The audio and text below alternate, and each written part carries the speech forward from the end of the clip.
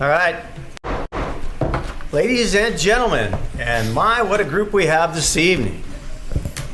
Welcome to the joint regular meeting agenda of the Taft City Council Successor Agency for Tuesday, November the 7th, 2017. As a courtesy to all, if you haven't done it already, please put your phones on vibrate. You can silence those. And no video and no pictures this evening. No, I'm teasing. I don't care. That's all right. Let's take pictures in the middle. That's right. We're going to start this evening's meeting with the Pledge of Allegiance, and I'm going to ask Councilman Miller, being a veteran, if he would please lead the Pledge of Allegiance, the fact that we all have Veterans Day on Saturday, followed by an invocation from Rodney Wyckoff of the West Hills Church of the Nazarene. Ladies and gentlemen, please join me as we honor and salute our nation's flag. Hand over your heart and pledge. I pledge allegiance to the flag of the United States of America and to the republic for which it stands, one nation, under God, indivisible, with liberty and justice for all. Let us pray together. Father in heaven, we gather together this evening and we ask for your guidance and direction. Lord, I pray for the council members tonight. They have decisions to be made, and they have a lot of responsibility. And I know that they take their position seriously. They give much thought to their choices and their votes. And so, Lord, I pray that you would bless them, guide and direct them. I pray that you would be with us tonight. Obviously, there is serious business to be done. And we pray that in everything that is done, it would be done in a spirit of love and community as we desire to move forward, as we desire to make our community a place for all of us to live, Lord. And so we gather in this place, and we pray your blessing in your direction as we take care of the city's business. In Jesus' name, amen. Amen. Thank you, Rod.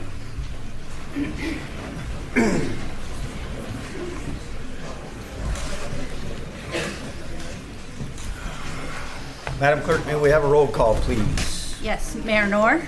Here. Mayor Pro Tem Hill. Here. Councilmember Bryant. Here. Councilmember Cryer. Here. Councilmember Miller. Here. Ladies and gentlemen, this evening we're going to discuss something that obviously has a great many people thinking several different ways. One thing that I will insist on is that you will be respectful of where you are, and you will be respectful of one another. Whether you choose to agree with whomever is saying whatever, I want you to conduct yourself as you would want them to conduct them while you speak. All right? So I would appreciate that. If I find that somebody is being disruptive or disrespectful, I will warn you once, and then I will have you promptly removed in order to be able to continue doing the people's business. Everybody understand that? All right, very good. Thank you very much for your cooperation. First item on the agenda, public hearing on costs and placement of liens on abated properties. City Manager Jones. Thank you, Mayor. Properties at 200 block of Woodrow Street with abatement cost of $406.74. 219 Woodrow Street with abatement cost of $406.74, and 620 Lucar with abatement cost of $1,660.50.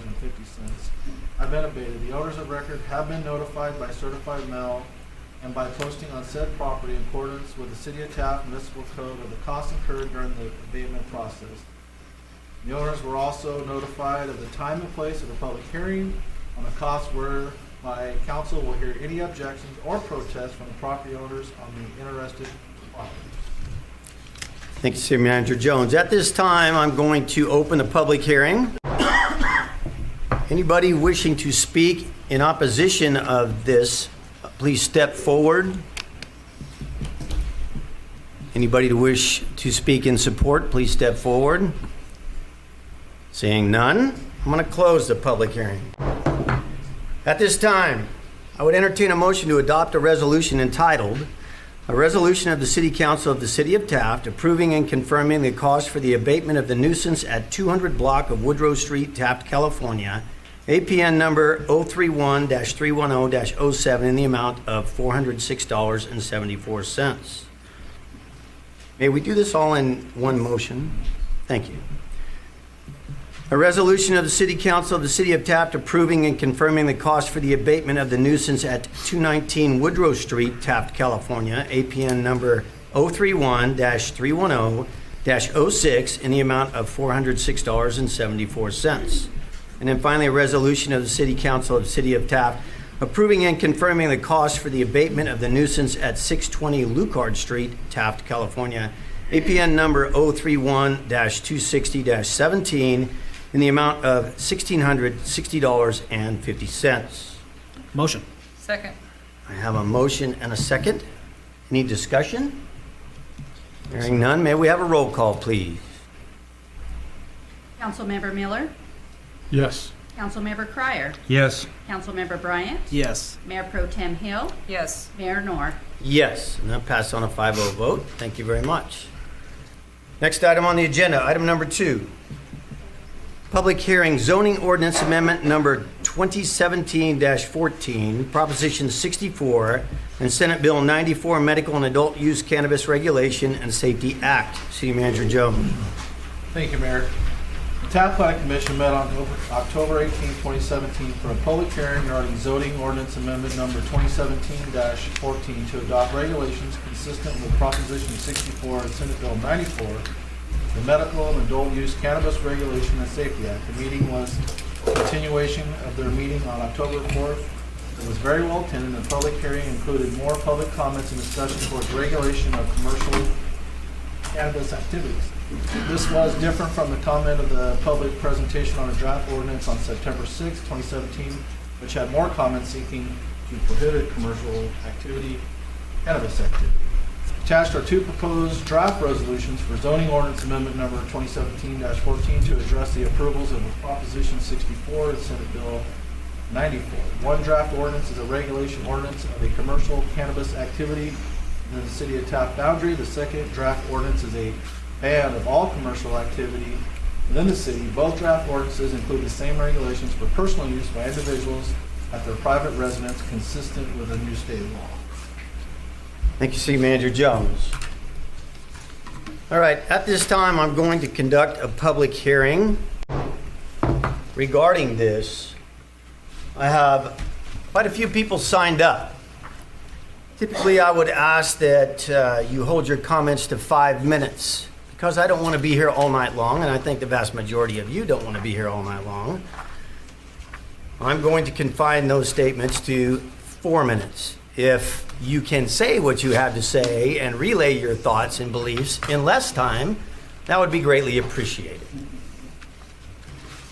We're going to begin with the sign-up sheet for cannabis with Riley Coulter. When you come up, if you would please say your name and address for the record.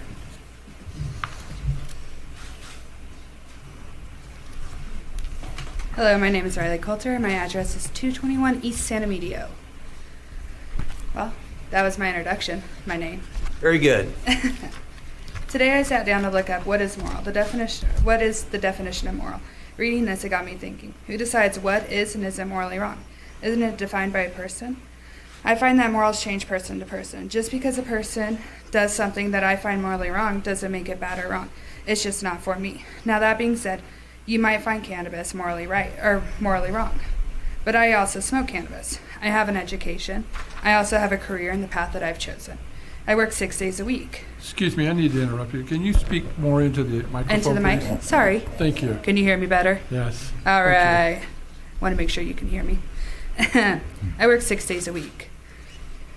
I have also grown up in this town. A lot of people in this room know me and know that I'm not a bad person and that I don't have bad morals. Sorry. In this town, we know that cannabis is not the true issue, but that's not what we're here to talk about. My point is, yes, some of you find this to be a moral issue, but do your morals really have a place in this? Isn't it more about what's best for the city, tax revenue and jobs and opportunities for the citizens? What is a bigger moral issue? The cannabis industry operating in this town or hurting the feelings of people in it? Or denying jobs and tax revenue for starving residents in a struggling town? I hope that our city council can look past the argument against personal use and approve the regulations that will help our town prosper. That being said, I also have had to leave this town because the job opportunities for my career path were not here. So I also know what it's like to not have a job opportunity here. So I hope you take that into consideration. All right, thank you very much.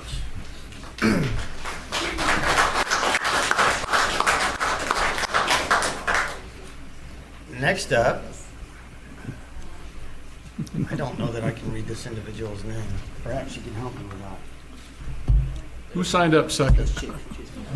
Chase Comfort. Oh, I'm sorry. I'm sorry, it's kind of small. It's not because of my glasses. Chase Comfort.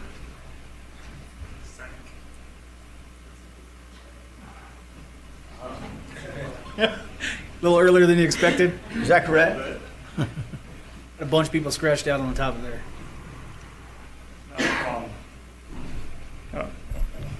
Good evening. I'd first like to thank the council for having us and everyone in attendance for listening. I'm going to keep my speech pretty brief. I just have two major points. Just a second, Chase. Oh. We need your name and address for the record, please. Going too brief. Chase Comfort. I'm at 3013 Wood Glen Drive. Thank you. All right. So, thank you. Thank you, everyone, for listening. Two major points. One feeds into the other. And these are the subjects that I think are the most important to clarify as much as we can do so. So first, despite previous explanation, there still seems to be an element of moral objection to marijuana use that's tainting this discussion. I respect objection to use and recognize that many in attendance are of this opinion. However, the time to stand in opposition to legal use was last year and not today.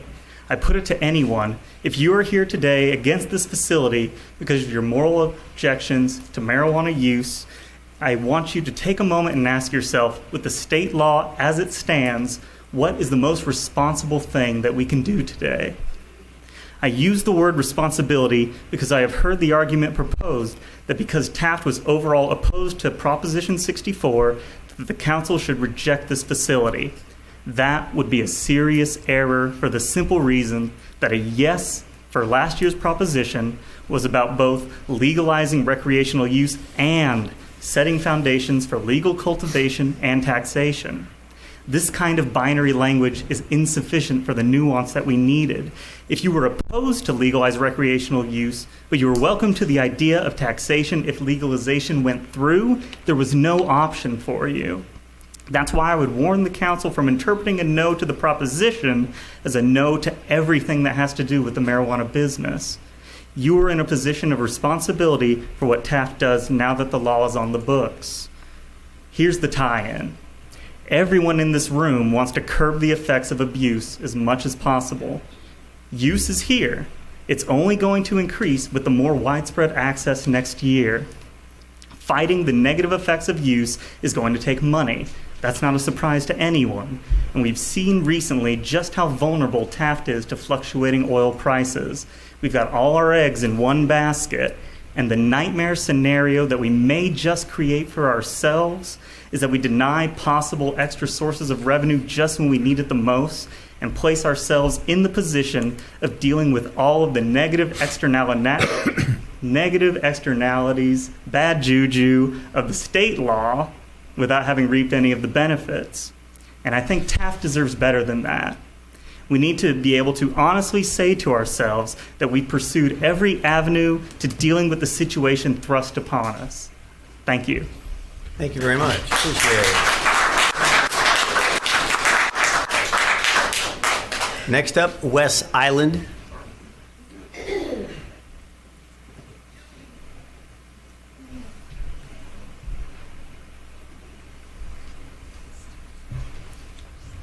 Good evening. Good evening. My name is Wes Island. Up until March of this year, I lived at 915 2nd Street.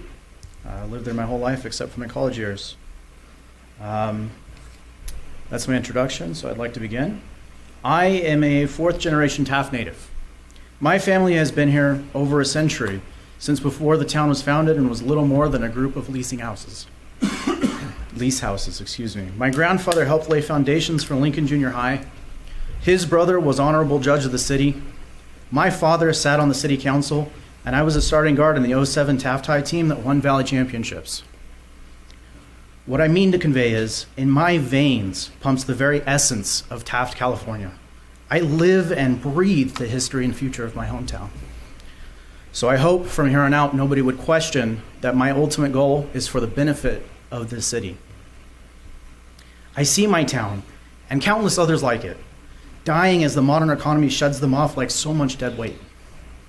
This is why, where there are countless other market-viable locations for industrial cannabis businesses to target, any organization that comes to our town specifically and requests permitting access to bring local jobs and revenue should be granted access post-haste.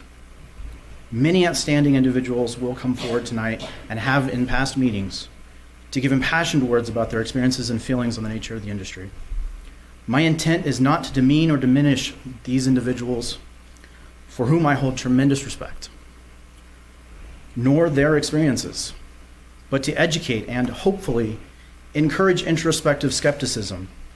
Further, I understand on an intimate level their perspective, as were this debate to take place merely a few years ago, I would certainly be amongst them on the foresheet. Surely you've heard such common knowledge as you swallow spiders in your sleep, or that carrots improve your eyesight. These misconceptions are demonstrably false, the former spread by a university experiment on the velocity of misinformation, and the latter supposedly a clever cover but for the invention of radar. Life is full of them, and human nature inclines us toward inherently believing any such words from our social in-groups without a modicum of skepticism. Ralph Waldo Emerson, one of our country's brightest thinkers and a progenitor of the American tradition of pragmatism, in his remarkable essay, Self-Reliance, wrote the famous words, "A foolish consistency is the hobgoblin of lesser minds." The intent behind his essay is clear.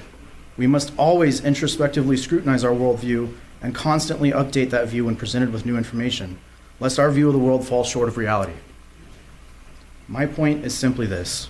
We must question what we believe we know to be true, especially when it comes to something as important as this. I proudly displayed my Say No to Drugs ribbon every year in grade school as my elders imprinted upon me that cannabis and heroin were just as harmful as one another. That marijuana was a gateway drug to terrible and unimaginable fates. I now challenge this conventional wisdom, as countless studies, time, and observations have proven it fallible. Allow me to present an example of misconceptions on this matter. If marijuana is a gateway drug, as many argue, as we were told to believe, is it because the drug, which factually presents no harm by means of overdose, aggression, or otherwise, drives its users to seek new and different highs? Or is it because upon discovering their narcotics education on cannabis was a total lie, a farce, some users wonder how far that lie goes? Is there something inherent in the plant which is absent in alcohol that urges the user to pursue more hardcore drugs? Or is it that the only way the users in a black market could obtain their product was from impure, unsafe sources who do push harder drugs with a real risk of harm? Beg your pardon, sir, and I'm sorry, but you have used your 4 minutes. Okay. And very well, I might add. So thank you very much. Quick closing statement, if I may. Two sentences. We must not turn up our noses No, I at... beg your pardon. 4 minutes. Okay, fair enough. Thank you.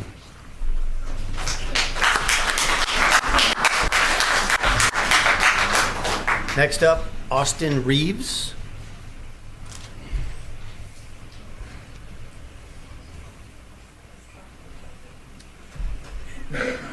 Good evening, Council.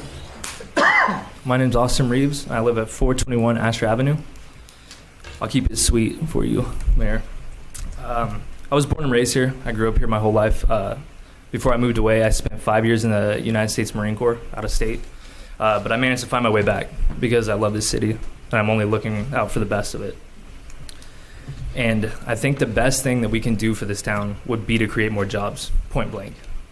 And when we have, like what Chase was saying, with all of our eggs in one basket, it's not looking very bright, especially with the fluctuating market of how oil works.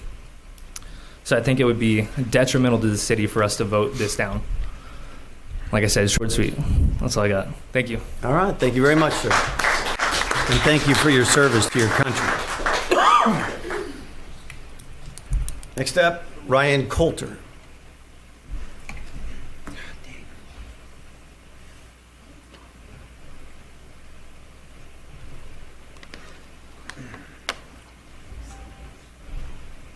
Hello, Council. Once again, my name is Ryan Coulter, and I live at 522 Petroleum Club Road. I prepared just up to the minute of 5 minutes of speech, so I'm going to cut it down a little bit. Talk faster. I'm here, of course, to talk about my business, but that's not where my interests stop. Travis and I didn't choose Taft as a potential site for our business based on hopes that we get a warm, friendly welcome from everybody in town. We grew up here, and we knew from the beginning that a few people were going to be standoffish towards us due to the cannabis's history. But that was a battle worth fighting for us. Yes, I'm here to speak on behalf of my business, but I'm here to speak on behalf of my love for this city as well. I won't say that this town is dying because it's not. There's still life here, but the town is hurting. We all know that things aren't how they used to be, and there's zero indication that things will ever bounce back. The economic term for this trend is bear market, or a market that is consistently trending downwards. Yes, we've seen feast and famine in the oil industry before, but the thing that sets this downward spiral apart from others is the oil industry is usually consistent with bouncing back after a few years. What more of a wake-up call do we need than Chevron's announcement the day that our planning commission said no to this, that Chevron announced 26% reduction in their workforce in San Joaquin Valley. Again, in economic terms, we need to diversify. We need to expand our means of income for both city and her workforce, offer jobs both skilled and unskilled, and ensure that those jobs are safe from the boom and bust that the rest of this town is currently subject to. Taking a line from an article in one of our local papers, a former mayor was quoted in saying, after oil, Taft's biggest export is our high school graduates. And that might be a dated saying now, as it seems our biggest export these days is our workforce. In the last few years, many of my friends have been forced to move to Texas. You ever heard of Midland? They're not leaving because they dream of getting out of the oil patch. They're chasing the same job there as they did here. But they're having to pull up stakes and move elsewhere to do that. Just like Chevron, Taft is letting loyal people go. But our focus, away from the oil industry, let's go to the prison. The prison gives us jobs and bolsters our numbers by 3,000 residents here in Taft. But I think Mr. Miller said that the best, that the MCCF provides a cushion for our city budget, but the state has a clause that puts it on 30 days notice. Our main source of income is on a 30 days notice. As a council, what do you suggest we do for gainful employment? My grandfather always said, the act of citing a problem without offering a solution is simply called complaining. Mr. Staples sat here at a planning commission meeting and said, the businesses aren't coming to us, so Taft needs to go to them. He said that after I sat at this very podium offering a potentially multi-million dollar business, which offered 60 jobs to the people of this city. And I kind of looked wide-eyed at my business partner. They have to go to them because they're not offering Taft the opportunity? I beg to differ, sir. With that being said, for those of you who are concerned about the final laws not being solidified, Proposition 64 and SB 94 are set in stone. The trailer bills that follow them have yet to be ratified, but they can only infinitesimally affect what has already been set in stone by our voters. California voted yes. You've been given a business proposition from local businessmen of solid reputation who truly care about their town and want to see it thrive, and I implore you to ask me any questions you have. All I ask is that you look past the stigma that comes with the word cannabis, and you look towards the jobs and tax revenue that are begging, literally begging to come to this town. Thank you so much for your time.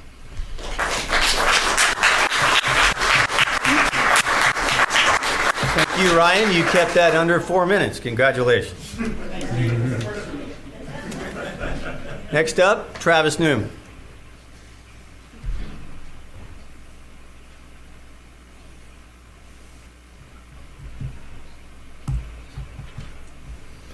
Hello, everybody. My name's Travis Newman, 522 Petroleum Club Road.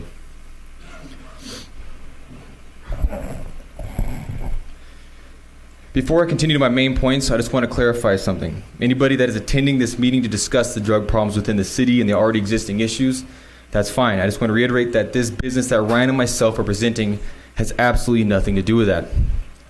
If you're here to speak against dispensaries and the residential grow that will be illegal next year, that's fine. Just know that the distribution within the city of Taft does not and will not pertain to our business. Again, local sales within the city have nothing to do with our business. When I'm about to go on to the next deal, I've already presented some of this to the planning department, but I feel like I need to reiterate some of it, so I'm just going to go into that. I just want to touch on some of the concerns that have been brought up, one of which was robbery. But the biggest concerns about robbery shouldn't be directed at our facility, but should instead be directed at the local citizens that will be able to grow their own personal plants in their own private residence. As we've said before, our facilities will be heavily protected by multiple security measures, 24-hour security personnel, armed or unarmed, pending the counsel of the Taft City Police Department. Security doors, limited entry to and into the building. Any access is limited to the people directly involved. Key cards to enter the property and building. And one of the most important security measures will be a live feed directly to the offices of the Taft Police Department, which will give them visual access to the entirety of the facility and increase the awareness of any strange activities, and will greatly increase the overall security of the facility, which will also be already exceeding state and city standards. Another being the city having to front cost of cleanup if we are to lose a business due to some unfortunate problems. I'm here to say that is not accurate. In reality, the city will not have to pay for any part of our facility if we are approved, aside from the routine tasks of patrolling from the Taft City Police Department and other deals like that, which would already have to be in place whether we are here or not, and that cost can be offset by the tax revenue if the city so chooses. Hypothetically, if we fail, we would have a bond in place to cover the expense of cleaning up the building and property, which would already be an extremely clean and organized facility due to the extreme industry regulations, leaving behind a completely renovated building, not a pile of rubble. The building can then be used for many other things. And with the recent news of upcoming layoffs that are about to happen in and around our area, we as a city can use all the help we can get. I'm not here to say that our facility will fix all the lost jobs, but I feel that adding any number of jobs to the job pool is better than taking any away. We are not asking the city for land. We're not asking the city for a building. We're not asking the city for any form of investment. We are only asking the city for a blessing and a chance. Thank you.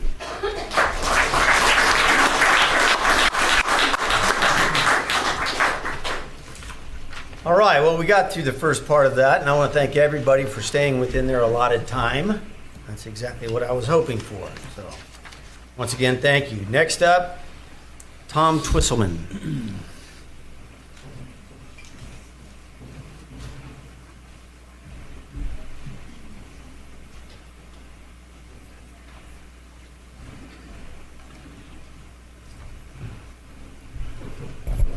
My name is Tom Twisselman. I live in McKittrick, California.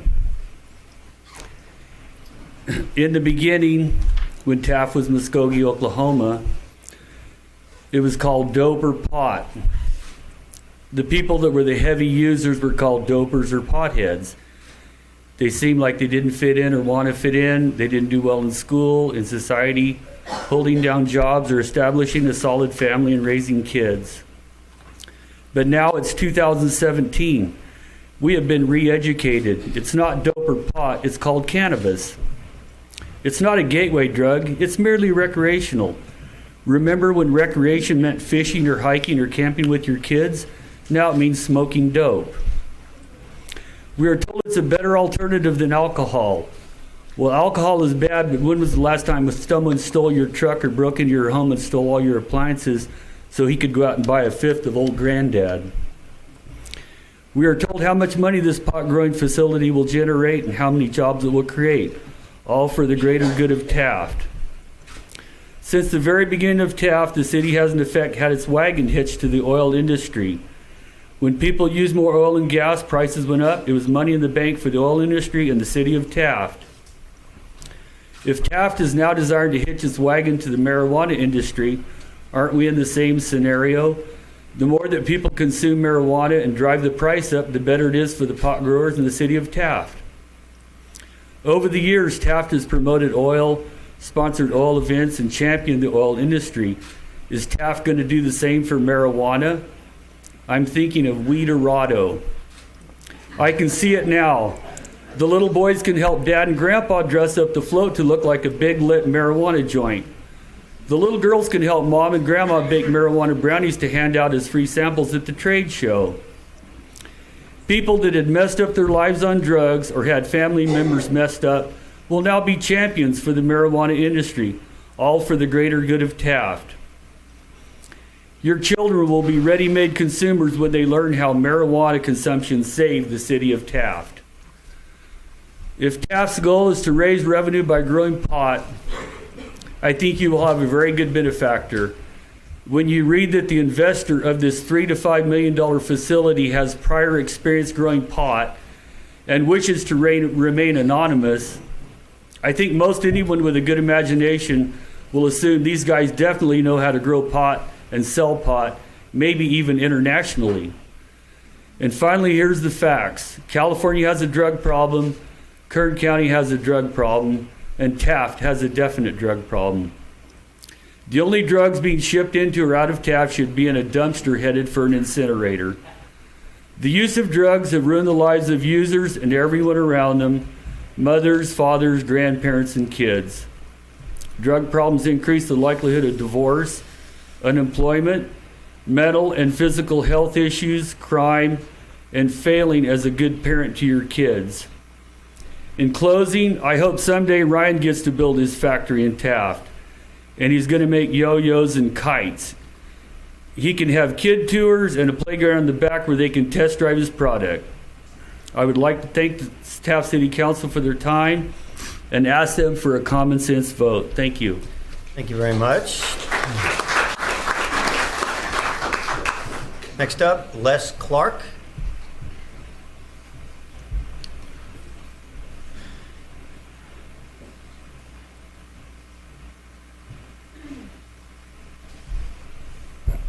Honorable Mayor, City Council members, thank you for letting me speak. My name is Les Clark, Forge City, California. Thanks, sir. Wes Island was a hell of a football player. I had the privilege of coaching him. I used to tell him as a coach, when in doubt, fire out.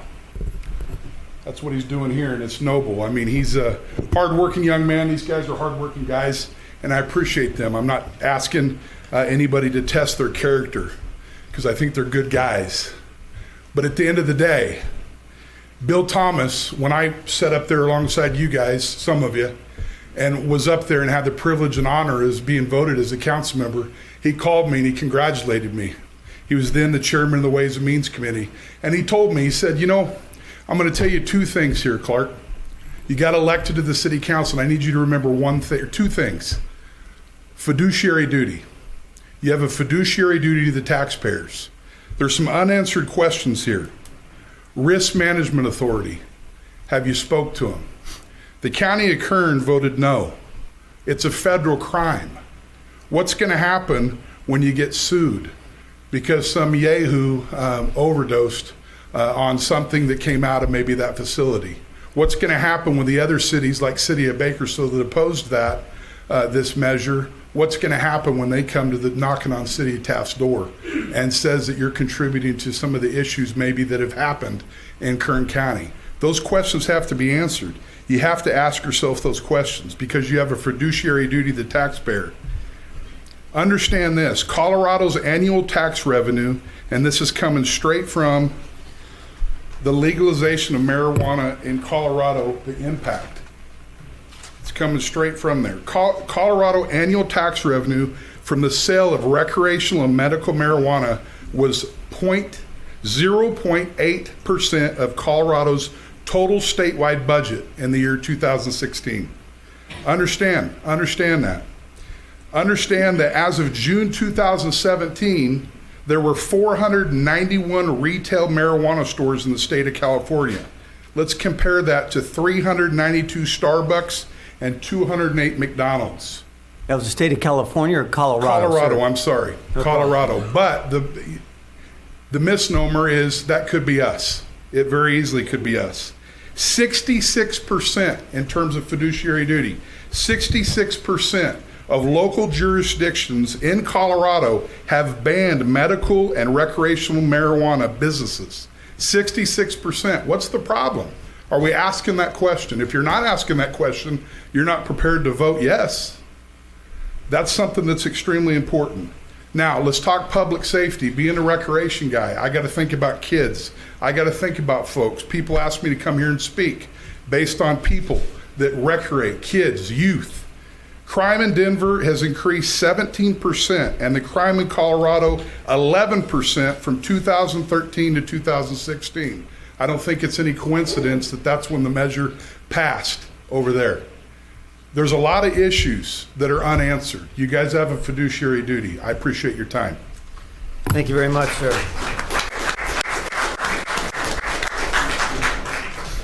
Next up, Rick Johnson.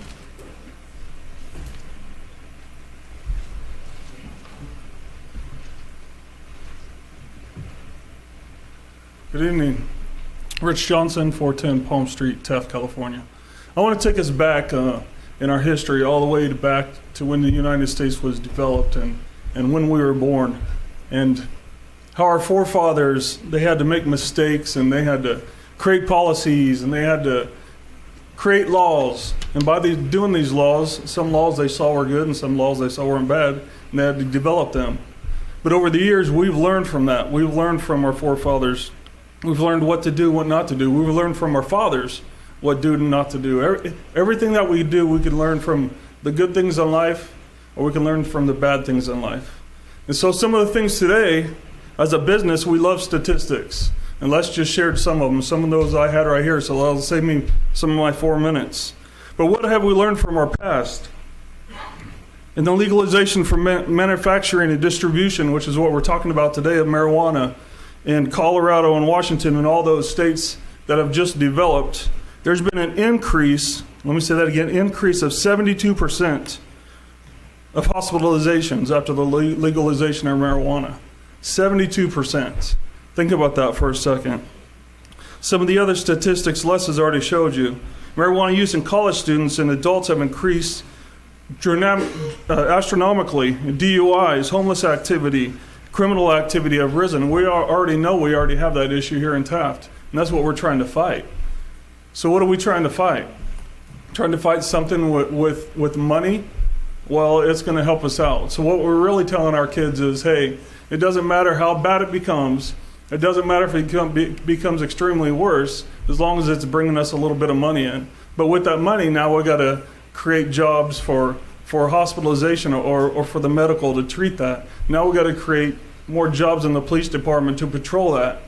Because statistics, this is statistics. This is what we're learning from individuals who have just went through this. So do we learn from ourselves? Do we make our own same mistakes? Or do we learn from the people that have been ahead of us?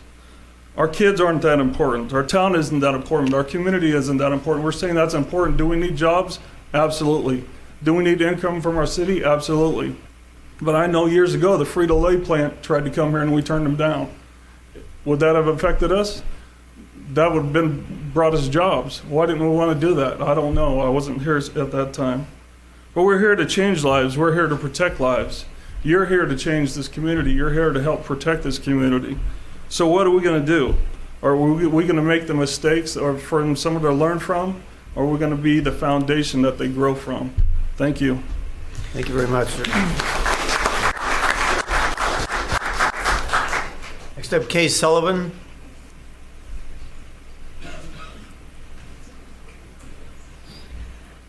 Kay Sullivan, Taft, California. I love Taft, live here by choice. I signed a thing thinking I was entering a contest or something. I started to mark my name out, and I thought, no, I'm going to represent the older folks in this town. But you see, where I come from, I'm one of those hippies that went to Taft High School that stood across the street smoking. See, I'm a voice of experience.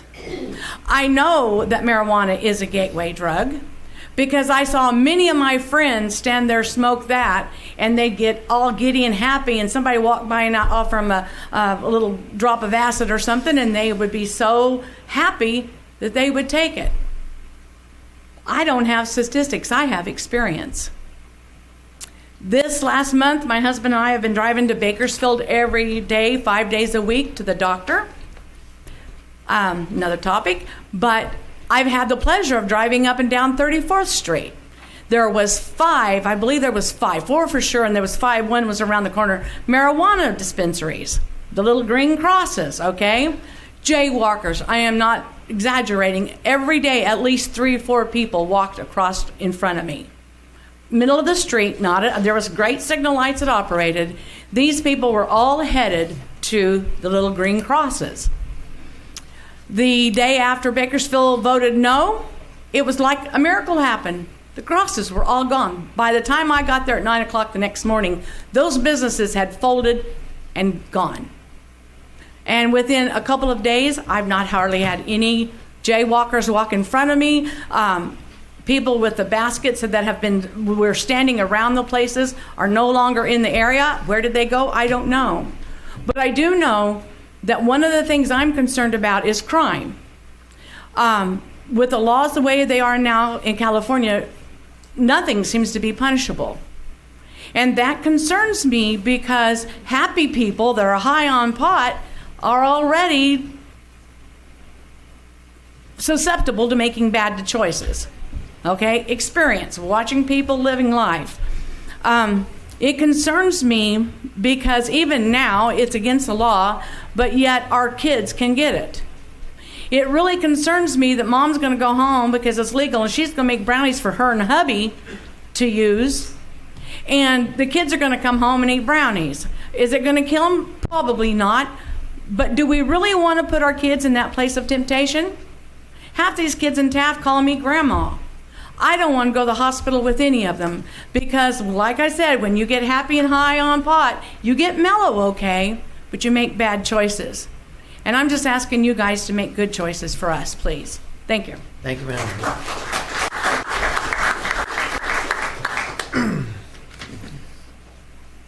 Next up, Bob. Say for you, Bob. Starts with a J. Probably Bob Jordan. Oh, is that? I'm sorry, Bob. Right behind Bob Jordan. I couldn't quite read that, Bob. Story of my life. Thank you, Mr. Mayor, City Council. This will be extremely short. I'm speaking from a personal level. Bob, would you give us your name and address? I'm sorry. Bob Jordan, 303 East Santa Medio in Taft, California, and a proud resident all my life. I tried one marijuana cigarette many, many years ago, and I was not impressed. But that leads to another story. I don't care about the finances of the city of Taft right now. I'm concerned about the people of the city of Taft. 14 years ago, my son, daughter-in-law, and grandchild were murdered over a deal, over a lousy pot deal. And I had to bury them. And I don't want another parent in this town to have to bury their child because of some rotten, stinking dope. Thank you.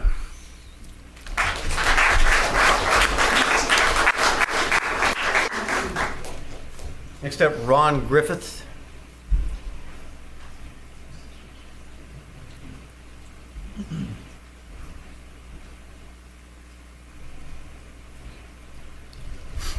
Good evening, Council. It's so wonderful to be here with all of you. My name is Ron Griffith. I'm a longtime resident, born and raised here in Taft, lived here all my life, and love our city, have a church here in this city for many, many years. Tonight it's my pleasure to address this council to express my opposition to allowing marijuana of any kind to be legally grown and distributed throughout our state. I want to begin with some words from an awesome man. His name is Paul. If there's anybody we need to listen to guys that have God's anointing upon them. The Bible says in 1 Corinthians 10, you say, I'm allowed to do anything, but not everything is good for you. You say, I'm allowed to do anything, but Paul says, not everything is beneficial. Don't be concerned for your own good or your own profit, but for the good and the profit of others. In other words, we're to look at life through the lens of others. And Paul says here, just because you can, it doesn't mean that you should. Paul asked the Corinthians to think about a larger picture, to think how to use their freedom and be responsible with their freedom and how using that freedom would actually affect the lives of so many other people. He says you may have the right to do it, but you want to think about it. You want to put it in context. You have to wonder, is it the right thing to do? I don't think any of us in this room actually believe that we need to create greater accessibility for people to get high. Most of us would say we don't need any more dope on the streets in our community or any community, period. You know, as a pastor for the past 24 years, I've had to deal with the aftermath of drug addiction, and it breaks my heart. I've watched mothers struggle as they single-handedly raise their children, because their father didn't come home at night because he's out pounding the streets looking for his next fix or he's locked up in prison. I've seen kids living from house to house in foster care because their parents are high all the time and they don't have the ability to raise them. I've watched good kids quit athletics and quit their studies in school, even drop out of school, giving up on their dreams and their aspirations because now they're spending their days vegging out because they have no drive or ambition because of drug use. I've seen healthy, otherwise perfectly healthy people spiral downwards. In fact, I did a funeral today for a 38-year-old young man because of drugs, all of which is a tremendous burden and cost to the taxpayer. I've seen so many broken homes and the pain and the distress and the shame of family members who wear the stain of drug addict as a label. And please understand the likelihood of people smoking pot ever being employable or keeping their jobs from employers is slim to none because of this substance remaining in their system. I'm certain the city here itself does not hire people who can't pass a drug screen. And that's something you guys need to think about big time. We have to wake up, we have to see this. Because of drug use, we're well on our way to creating an entire generation of people who are uniquely unemployable. And when people aren't working, they have all kinds of idle time, and with idle time, crime goes up and bad things happen, and that puts a greater financial burden on the city and to the taxpayer. For more police officers being on the streets with more broken homes, more shattered lives, and more kids are left without parents, and kids are dropping out of school. And like dominoes, civil society begins to fall apart. I say, for the love of God, we got to stop this insanity. I mean, this is nuts. Allowing this to go forward will definitely have an adverse effect in so many ways upon our community and upon our state. And it will be instrumental in producing the kind of community that nobody wants to live in. I beg your pardon, Mr. Griffith, you have used up your 4 minutes. I appreciate your time and I thank you for the opportunity. Thank you very much, sir.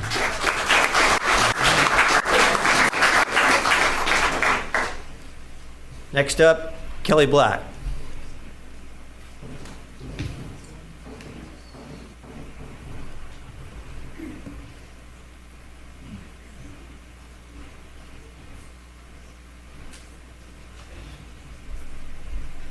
Kelly Black, 822 Canyon Court, Taft, California.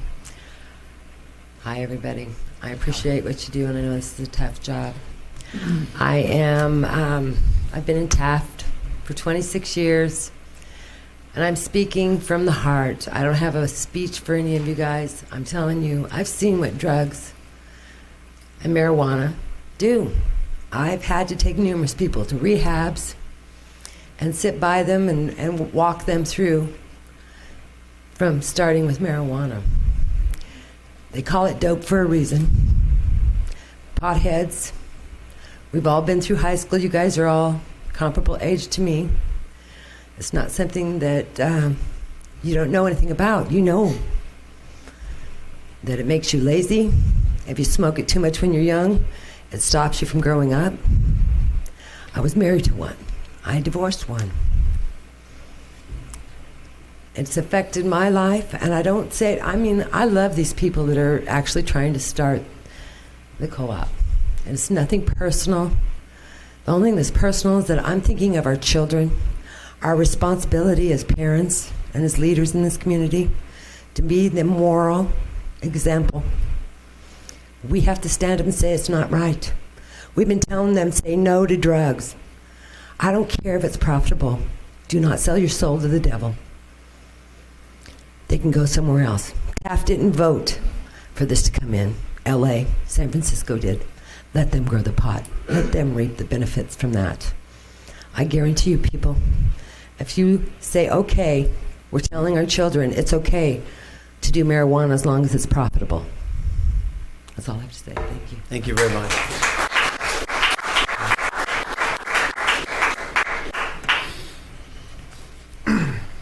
All right, those are all the people that we have signed up to speak this evening. I need to keep these notes. I scribbled some notes. Can I do that? Those are for the permanent record. Oh, I'll give them to you when I'm done. Not a problem. All right, so we're going to close the public hearing. At this time, I'm going to have to put on my glasses. They're rather small font. The lighting is not really the best. Sure. Okay. At this time, I would entertain a motion to approve and amend the City of Taft Municipal Code entitled an ordinance of the City Council of the City of Taft approving zoning ordinance amendment number 2017-14, amending chapters 4, 5, 6, and 7, and adding sections 6-4-5 and 6-12-31 to Title 6 of the Taft Municipal Code to prohibit all commercial cannabis activity in all zone districts and to establish regulations for personal use of cannabis consistent with state law for first reading and by title only for the reading of such be waived. Motion.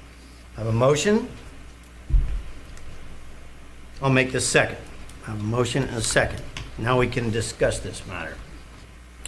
So, first up, Councilman Miller. Councilman. Oh, I beg your pardon. You made the motion. That's Yes, right. sir. Thank you for the decorum. Councilman. Thank you, Mr. Right. Mayor.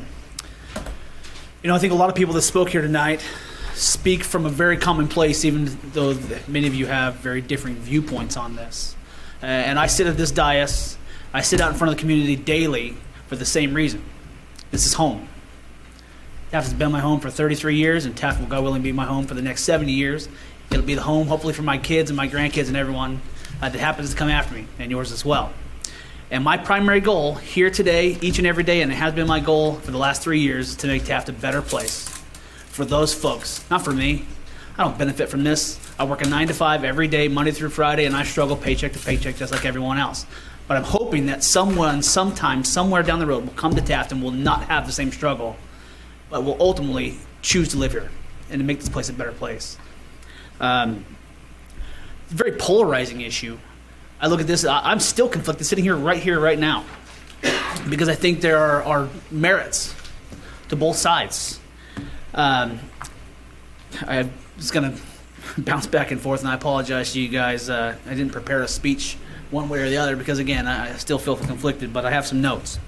First and foremost, I think it's important that we recognize the fact that there will be absolutely no jurisdiction whatsoever outside of the where you can grow it when it comes to personal use. State allows folks to grow up to 6 plants, and the city will allow you to grow up to 6 plants. There's going to be no getting around that.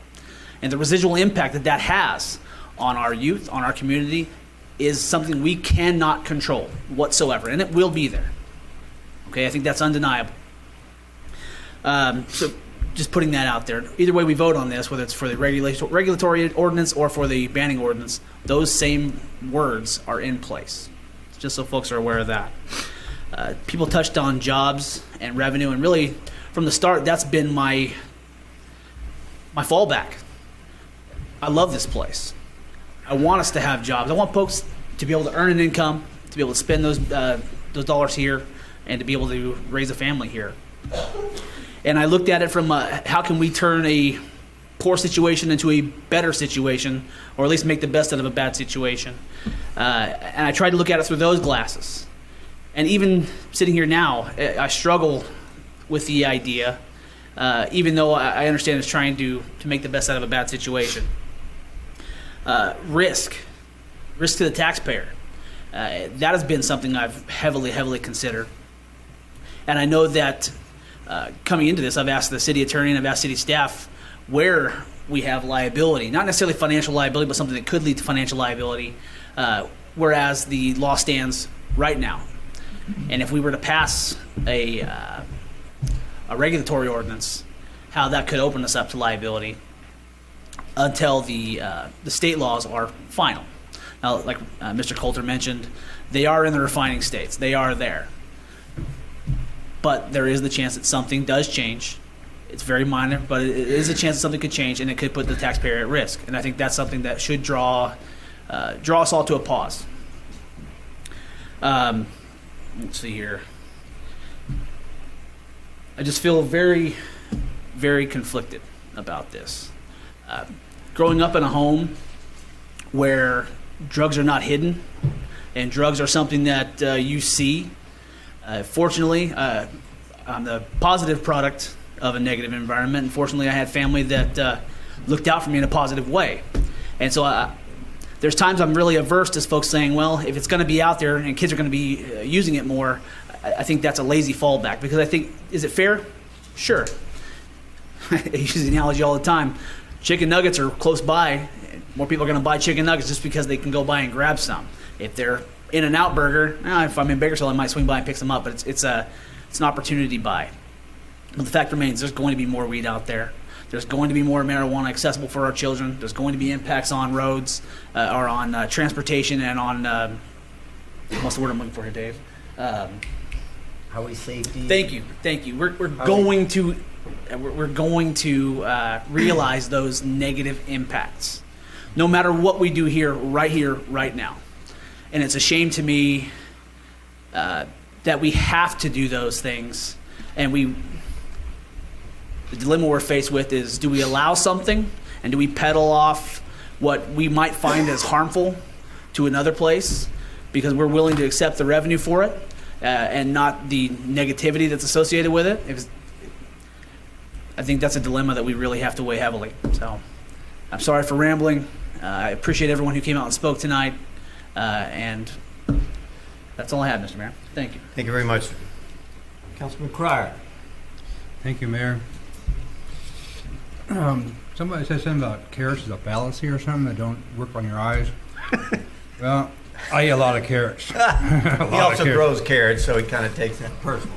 And my parents and 11 other brothers and sisters, they all wear glasses.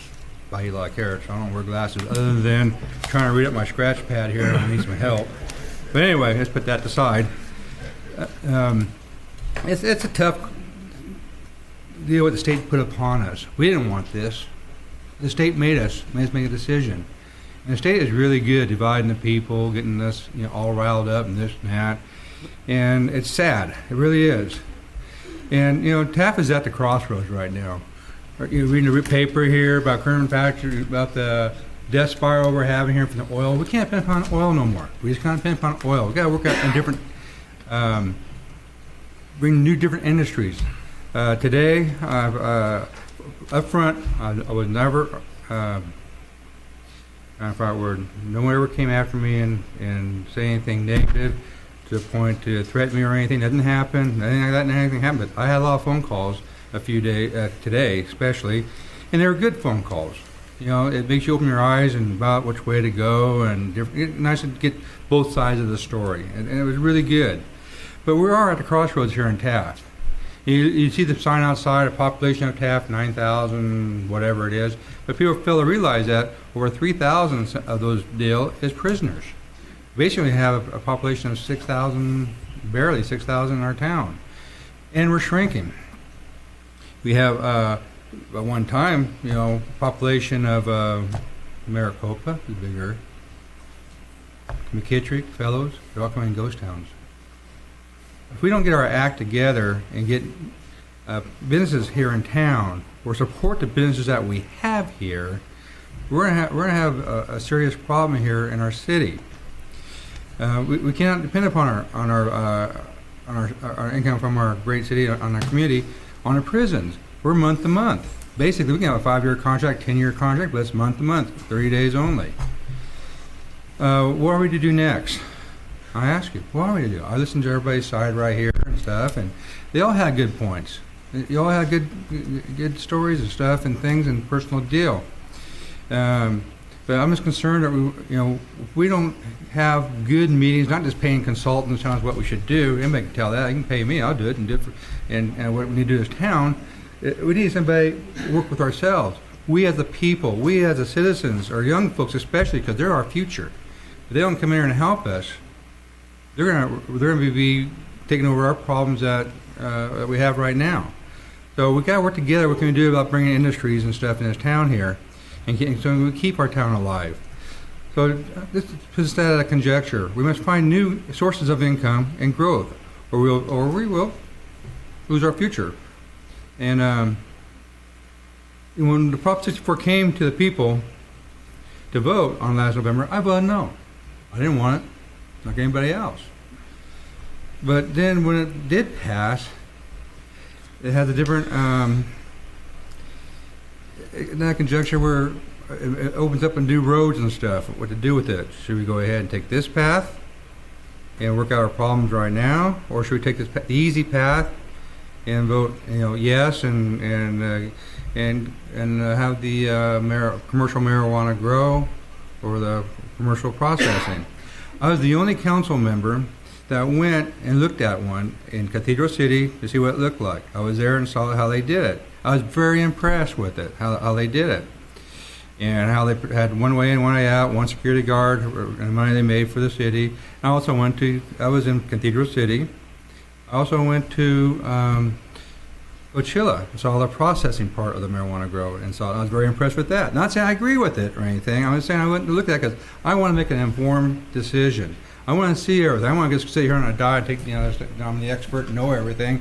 No, there's a lot of learning experience to learn that, so you see both sides of the deal. I was invited to go to Sacramento, look at a bigger facility and stuff, but I just couldn't make it. I work here, and my business is tough. Believe me, I'm not like it was a couple of years ago. California's getting very hard on businesses to be successful anymore. You cannot be successful in California. It's just too difficult. Unless you want to do something illegal, you can be all right. But anyway, besides the point, when I believe it, but for COVID fast, I had a sister that died. She married a Hispanic man from Mexico, infatuation and stuff. She made poor choice in her life. Wasn't me, wasn't you, wasn't society. It was her poor decision in life. She got involved with drugs, got involved with transport and this, that. Her husband dropped her off in San Francisco, left her there to die, and she died in San Francisco hospital from drugs. But that's a choice that she made. But that's her decision. So I was affected by drugs. Being the oldest of 11 children, and you got an apple or two that don't quite come through life perfectly. But since the Project 4 has passed, it is a whole new level, and a lot of decisions. It's really tough, as I'm in pain by it. And what is a right decision? That's my quandary. What is the right decision? I went from this side, and now I'm in the middle. Which way I'm going to wave on there, and it's hard to make that decision on there because it is a tough deal. Because to the federal law, we made an oath here, oath to the state. We made an oath to our federal government to uphold our Constitution, the laws, and all that. State says, read it this way. Federal government says no. Who has a higher authority? That's the questions that we have to ask ourselves. Who has a higher authority we have to follow? Do I break my oath? Or do I, that's a quandary, we have to face and do that. And it's a tough decision because I'm worried about our town. Do we want to go ahead and have the business and get to maybe make $1 million or $2 million on it, which can happen, or it may not happen. We just don't know that because state still has not gave us all the info that we need to make the right decision. They still haven't decided yet, but yet they want us to make it tonight, to make our first reading, so that if we don't have it done by the first year, the state's going to make that decision for us. You know what the state's going to tell us? We are there to make the licenses and the pot houses in our town. I'm not for the dispensaries at all. We're against it and all that. We're allowed to have, each home is allowed to have 6 plants. And you don't have 2 adults, you can't have 12, you only have 6. And that could be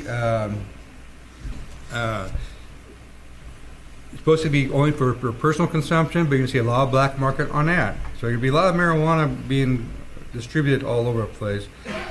And our hope is that our churches, our parents and stuff will instill to our young folks that to stay away from it. There'll be temptation and stuff, and to stay away from it. But it's not going to happen. It's still be out there.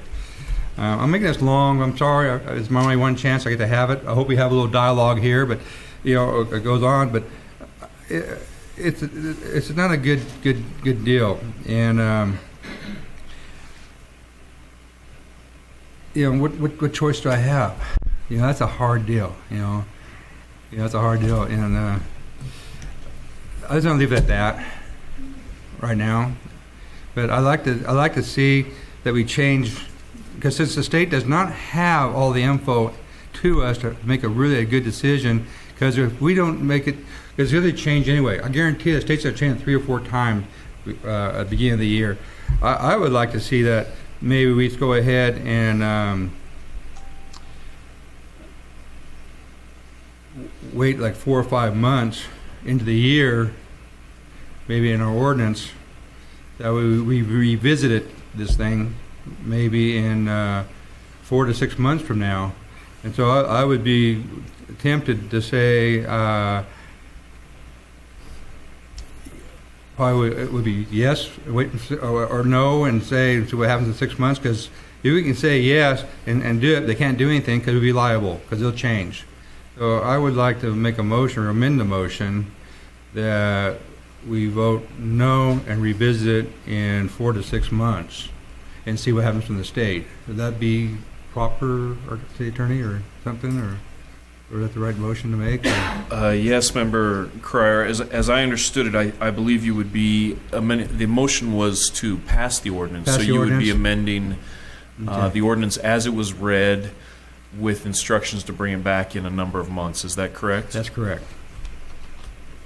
But it really is, and like I say, it's a divided community. I know we have our young. I like this to our young folks because I'm 62 years old, you know, and I plan to run maybe one more term for city council, but I'm gonna let it over to the young folks. You're gonna be the ones to be the young leaders and stuff in our town to make the decisions here, and I trust you guys to make the right decisions up here. It's tough. Sometimes you have to change. When we were younger, we think one way. And as you get older, you start thinking another way, because you guys look at our future and your children, your kids, and your grandkids. What do you want in your future? And that's my quandary. That's why I have. Thank you, Mayor. All right, thank you very much, sir. Councilman Miller.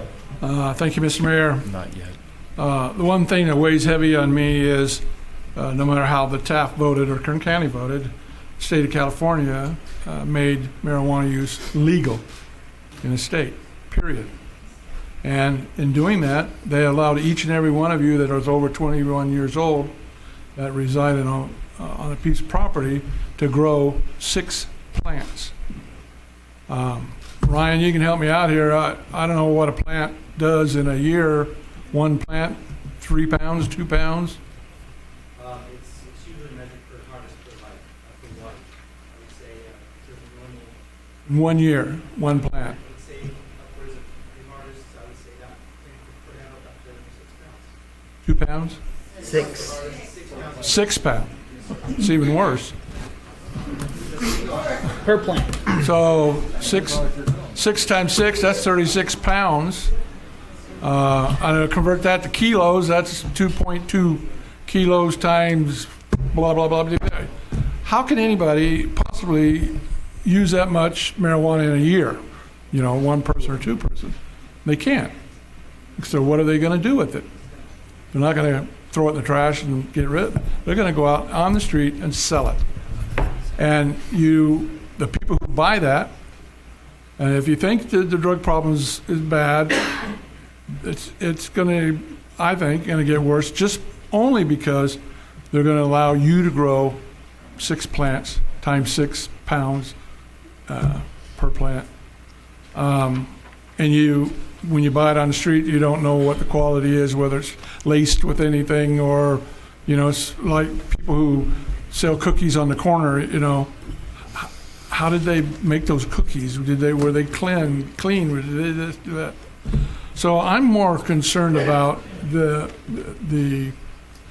availability of people to grow marijuana, and then what are they going to do with the excess? With a commercial plant, of course, they're going to have regulations. They're going to have cleanliness, health inspectors, you know, all kinds of stuff that's going to take care of that. Morally, I'll publicly admit for the first time, I'm 72 years old, I smoke pot. So when I was in the hippie era of the late 60s and early 70s, but it's not like my mother's pot, or my pot back then. The pot now, I understand, is, you know, way, way, way different now.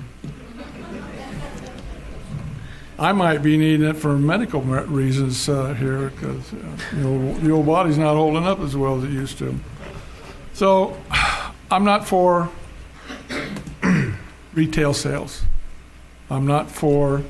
I'm torn because I believe there is a real use medically for marijuana in certain instances, but I understand that the state still hadn't come out with its regulations, but they're melding the recreational use with the pot dispensary, so they're going to be one store instead of two separate operations. I'm looking at and somebody mentioned it earlier, oil. We're dependent and always have been dependent on oil. We always thought, oil and agriculture, what could ever go wrong with that? Well, it went from $100 a barrel down to $20 a barrel. We darn sure found out what happened to oil, and they've discovered more oil. The more oil they discover, the cheaper the oil is going to be, the less jobs, less, So being a community that does not have its railroad anymore, and somebody mentioned earlier about a Frito-Lay plant. I think the Frito-Lay plant was built in the late 80s. At that time, we didn't have any available land in the city of Taft that would have supported a Frito-Lay plant. So the city council, I'm sure at that time, wanted to have that Frito-Lay plant, but the city boundaries weren't such that it could be built here, and we didn't. And the railroad was going away anyway, so they built it over off where it's between I-5 and 99, and the railroad runs right by it. Somebody mentioned also about our modified community facility here. We thought they would never close that. We were operating, 17 years, 15 years. We were doing it twice as cheap as they could do it in a state facility. We had an excellent safety record. We were doing everything right. They were shipping prisoners out of the state of California, and they closed us down for 3 years. And that hurt, and that hurt this city. Fortunately, we survived. We didn't have to lay anybody off, but nobody's gotten a raise for quite a while, and we're slowly climbing back out of the hole. But to get that facility back up running, we had to agree to a 30-day out clause. That means in 30 days, they can close us down for any reason. For any reason. So live with that, What do we do? How do we spend money? How do we save? On a 30-day out clause. So we're always constantly looking for a separate source of revenue. And don't think that we haven't tried. I've been on the council 15 years. Mayor Knorr has been nearly that long. Don't say that we haven't tried to bring other industry into this community.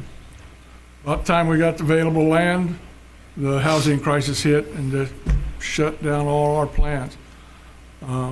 Taft, California is the hotbed of all the endangered species that you can ever name. Except maybe the Bengal tiger. We don't have that around here. But we finally got through that crisis, and we were able to build 30 homes out here, and we want to build further. And now I've heard a rumor that the squirrels are back. So if the squirrels come back, that's the San Joaquin Valley squirrel. If the squirrels come back to that land out here at west of Hilliard, that's going to shut down our housing stock and being able to build houses here. So all these things weigh heavy on me personally, and I'm sure the other council persons here. I find that a well-run, regulated, we cross all the T's and dot all the I's of a facility that is away 1,000 feet away from homes and churches and schools and whatever, and that is secure. I don't see an issue with that. I have an issue with pot shops. And I have a real big issue with you being able to grow 6 plants and 6 pounds a year. I have a real issue with that. So I'm also, people were talking about how long they've been here. I'm a 5th generation.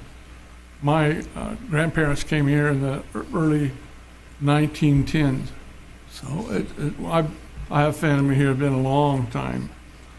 But I'm feeling like I'm probably the most obscure councilman here because the only person that has contacted me personally on this particular issue is Les Clark. I don't know if you knew that, Les, but Les Clark sent me a message on Facebook, and I'd appreciated his comments. But he's the only person that none of the rest of you in here contacted me about this issue, and I appreciate the input that you have given. But and I want to thank you all for being here tonight and sharing your thoughts and being concerned about this. But this isn't the only issue that this comes before this city council. We're making decisions, every couple of weeks that affect you personally, and we have to do that, and we get no input. Kathy Orrin, I see her smiling back there. She's one of the only regulars that show up, and she represents the council, and we've asked her to come every week or every 2 weeks to let us know what's going on. So, Mr. Cryer had made a motion. I don't know if I can modify his motion and modify the motion. You may. There was a motion, and then Councilman Cryer moved to amend the motion. There was no second, at least not yet. So you can make another motion to amend it. You can second it, or you can make another motion to modify it. We, on our vote tonight, that the vote would be no pot shops, no medical marijuana, that we would have the regulations for personal grow, but that we would have a provision in there to proceed with caution on a commercial grow program. And we discussed that earlier before the meeting, and I would like for you to iterate what I had said and put it in more legalese terms. Okay, as I've understood it, Councilman Miller, your motion would be to amend the motion as it was read, with the instruction that city staff return to the council in a certain amount of time with additional language to consider commercial grows. Is that correct? Yes. So we now have a motion, a First Amendment, an amendment to that. We would need a second to one of those, or only the first motion would stand. What I would like to do, and obviously that motion is on the table, is I would like to hear from the Mayor Pro Tem regarding her views, and then I will express my views. And then the motions that will be considered by this council as a whole will all be on the table. There you go. As well as I agree to that. the discussion Yes. and the opinions. All right? Thank you, Mr. Mayor. Okay. Well, I get a last word in before you all leave, before we do the rest of the council meeting. We're having a Veterans Day ceremony this Saturday at 11 o'clock or at 10 o'clock at Veterans Park, and you're all invited. If you know a veteran, please invite them to come. Thank you. Very good. Thank you, Randy. Mayor Pro Tem Hill. Thank you, Mayor Nor. As we all know, change can be very difficult and very uncomfortable, and I'm not going to kid you. I have gone from one end of this to the other. I have looked at both sides of this, and it has been very uncomfortable. And I'm not going to kid you. Before the night's over, I might switch 4 or 5 more times. I am very much against dispensaries. I cannot imagine how that could be good for the city. The one thing that people need to understand is we cannot make marijuana illegal here. It can't be done. It is already legal. So no matter what we do here tonight, marijuana is going to be out there. We have a big problem. It could be bigger than it was years ago. I mean, marijuana's been around. God knows it was there when I was in high school. It's a little bit stronger. It was there. I think a dispensary would be a very, very bad thing for our city. There is no ifs, ands, or buts about it. I don't think that's something we need. However, what we do need is jobs. The oil business is not what it used to be. It may not ever be what it used to be. And whether marijuana and growing marijuana is the answer, I don't know. I do know that we are losing the middle class. Every day we lose the middle class a little bit more. And this could provide middle class jobs. The thing that people have to understand is it's not just one person that's affected by a loss of a job. When they have these layoffs and somebody loses a job, the first thing that goes are the extras. Fingernails. Well, there's a nail person having a problem. Well, we don't get our hair colored as much. There goes the hairdresser. And I don't go out to dinner. And we have problems there. And before long, it dominoes into the entire city having an economy problem. So, what are we going to do? We've got to figure out how to get jobs in this city. We're all afraid of this. I'm not going to kid you. We're worried about the federal laws. Right now, we do not have the answers. Anything we do here tonight could be a problem in our future because we have to look at the fact that they haven't given us the info. We do not have the language to say yay or nay completely tonight. We truly do not have that language. We worry about robberies and we worry about safety. Well, we worry about robberies everywhere. We had a grocery store on Center Street get robbed at gunpoint last week or the week before. So do we stop having grocery stores? No, obviously not. Any business that has cash runs the risk of being robbed. Any business that has something that somebody wants runs the risk of being robbed. We had 6 businesses on Center Street that got robbed of just silly things, but they got robbed. Burglarized, I beg your pardon. Burglarized, excuse me. We fear about our kids getting marijuana. We've always feared about that. We fear about them drinking too much. We fear about them getting a hold of cigarettes. We fear about every aspect of this. And as our job as parents is to teach our children why they shouldn't and to teach them wrong and right.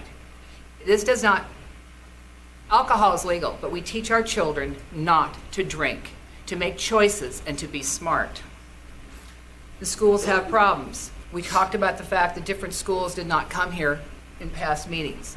I spoke to the principal of the high school. I asked about marijuana problems. The problem she said we had was pills. That is a concern. And I do not know the answer to how we're going to fix that one, but that's a problem. Personal use, we can't stop personal use. The personal grow, I vacillate back and forth on. Yeah, I don't like the idea of somebody invading my privacy. So you think about having all kinds of controls on that. However, the thought of somebody growing 6 plants and getting 6 pounds per plant, there's nobody can smoke 6 pounds personally. That's going to be a problem. That is where our problem is going to be, and how we're going to enforce that, I have no idea. We do not have the manpower to enforce somebody growing 6 plants with 3 harvests a year going on. First and foremost, I'm for jobs. If you've ever lost your job and wondered how you're going to feed your family, how you're going to pay your mortgage, how you're going to make your car payment, how you're going to give your kids Christmas, you've been humbled. If you've never had that, you've been blessed. I don't know the answer to this question. I truly don't. And as we sit here tonight, it is definitely a dilemma for all 5 of us. But I do think that we have to be open-minded to the possibilities of how we're going to sustain our future in this city. Thank you, Mayor. Thank you very much, Mayor Pro Tem Hill. A great many issues brought up. I'm going to try to address several of them, and along with my opinion. And I will tell you that my opinion is based on a great deal of research. There's a lot of information out there. Some of the information provided from people on both sides of this argument this evening. Heaven knows if you want to find it on the internet, you can find it. I actually found Elvis Presley's opinion on this very issue, and it was issued not just 2 days ago. So if you want to find it, one needn't look very far.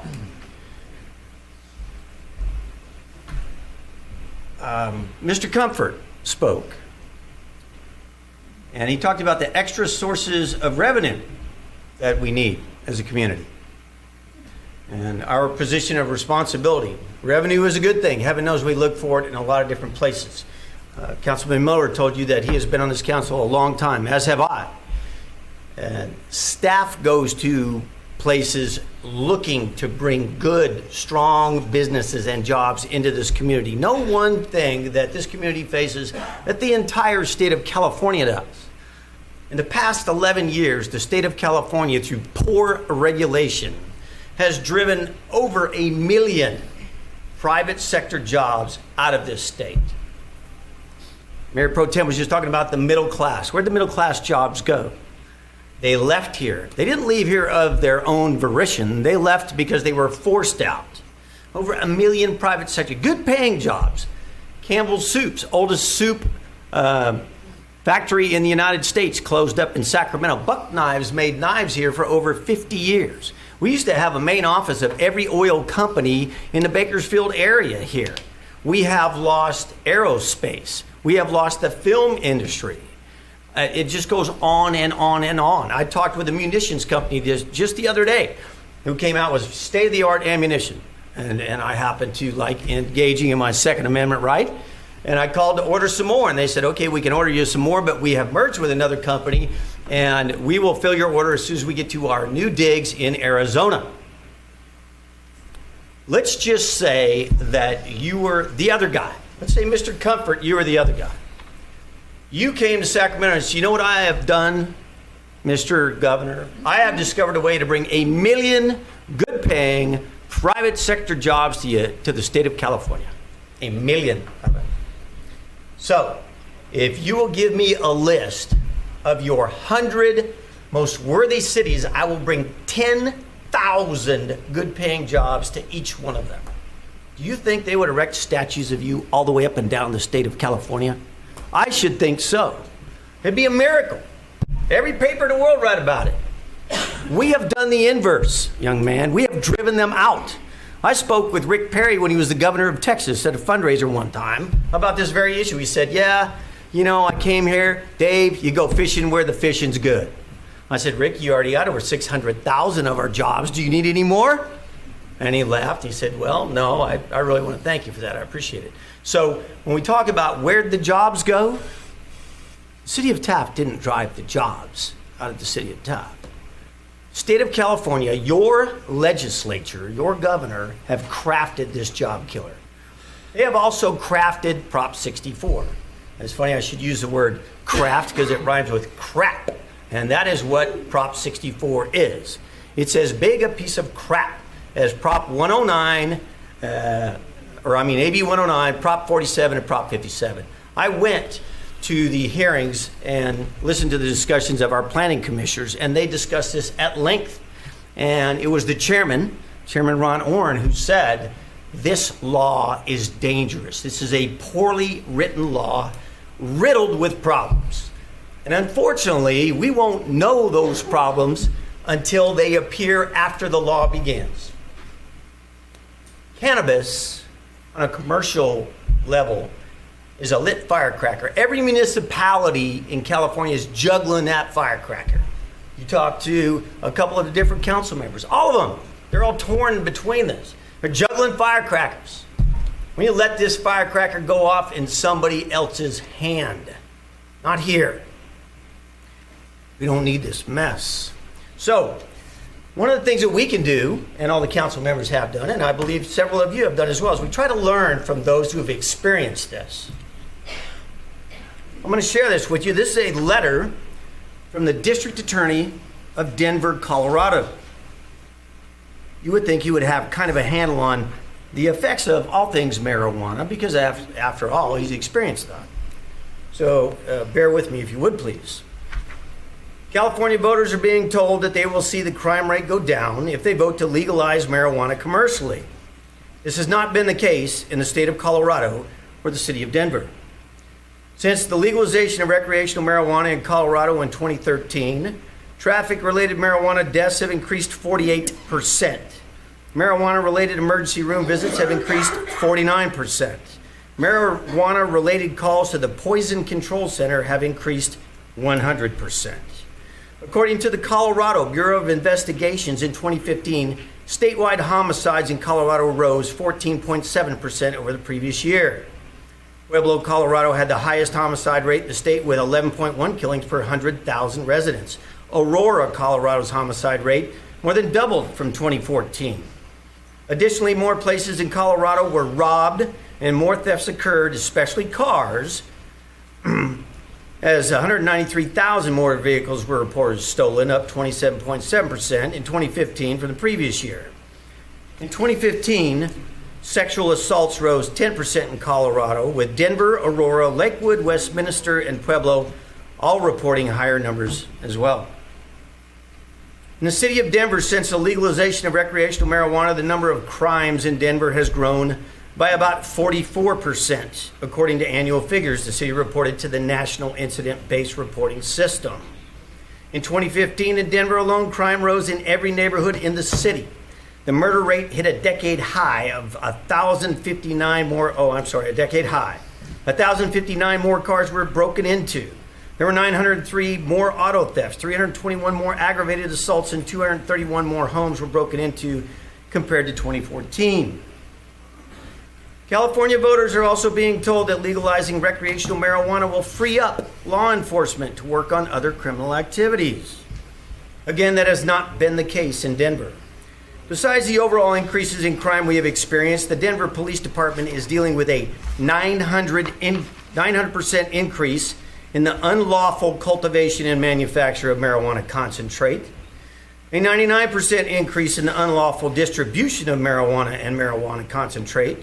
The quantity of illegal marijuana seized by the Denver police has increased 3,424% on average per case. The volume of marijuana seized per case has increased from an average of 162 pounds to 5,724 pounds. In Denver, unlawful public consumption of marijuana citations has increased over 300% per year since the legalization of recreational marijuana. The Denver Police Department is busier enforcing marijuana laws and investigating crimes directly related to marijuana, including murders, robberies, and home invasions, than any other time in the history of the city of Denver, Colorado. Signed, Denver District Attorney Mitchell Morrissey. Another thing that we're told, and we're told this when we consider Prop 64, and that is, with the legalization of cannabis, the black market will go away. Because after all, legally you can get it. Well, this is an article that was in the LA Times. Cannabis Consumers Coalition study finds people still buy on the black market. While many marijuana studies focus on the general public, most of the people surveyed for a just-released report by Cannabis Consumers Coalition were regular users who consume cannabis at least once a day. Although CCC respondents weren't all from Colorado, 73% of them reported living in states where marijuana is legal in one form or another. Even so, the study found that many of them are still buying their pot the old-fashioned way. Fewer than 12% of the respondents said they bought their marijuana from a recreational dispensary, while nearly 46% said they still buy off the black market. Many of them rely on medical marijuana or their own plants. 23% frequenting medical dispensaries, nearly 15% grow their own. Medical dispensaries in the state of California have disappeared. The state made them disappear. They have merged medical marijuana and recreational marijuana. Here's the difference. Let me help explain this to you. After it becomes legal on the 1st, if you have a medical condition and you've gone to the doctor and you have a medical card, you will continue to reap a benefit of that. If I just like to get high and eat Cheetos, then I can buy marijuana as well. But what's going to happen after the 1st of the year is the two of us will go into the same store. We will walk up to the same clerk. We will buy the same pot out of the same glass jar. The only difference, because he has a medical card, is he won't pay sales tax. That's it. That's the end of it. If you grow marijuana and it becomes part of the pipeline, if it's grown on a commercial scale, you have no say in where it goes. This is medicinal, this is not. Wrong answer. The state has made that go away. If you grow it and you sell it on a commercial scale, it gets into the pipeline and it ends up where it ends up. Whether it ends up for somebody like him with a medical condition, which by the way he doesn't, I was just using him as an example, or it could end up in the mouth of a 9-year-old in the form of a gummy bear or a brownie. You have no say in it.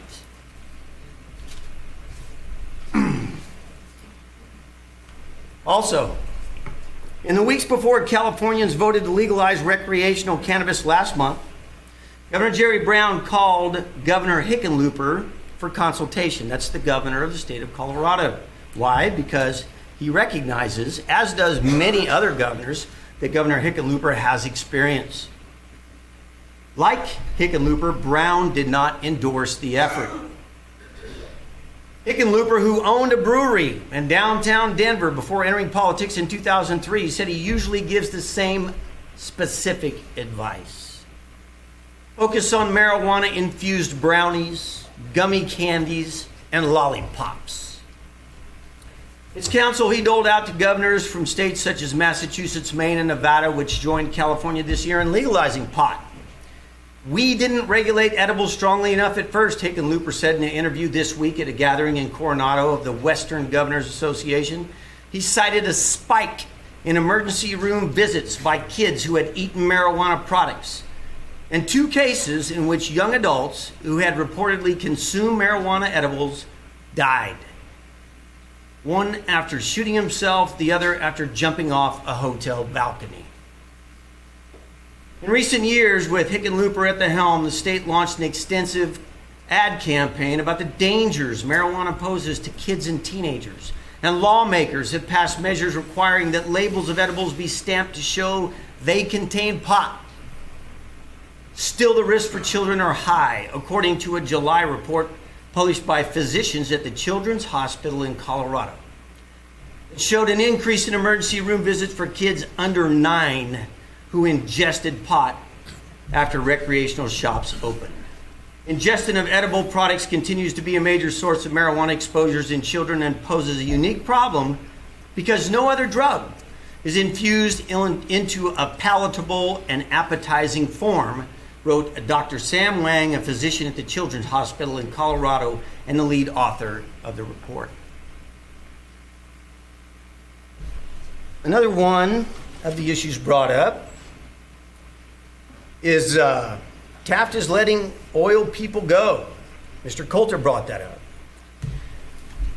The city of Taft has been a great supporter of our industry for many, many years, dating back to 1910.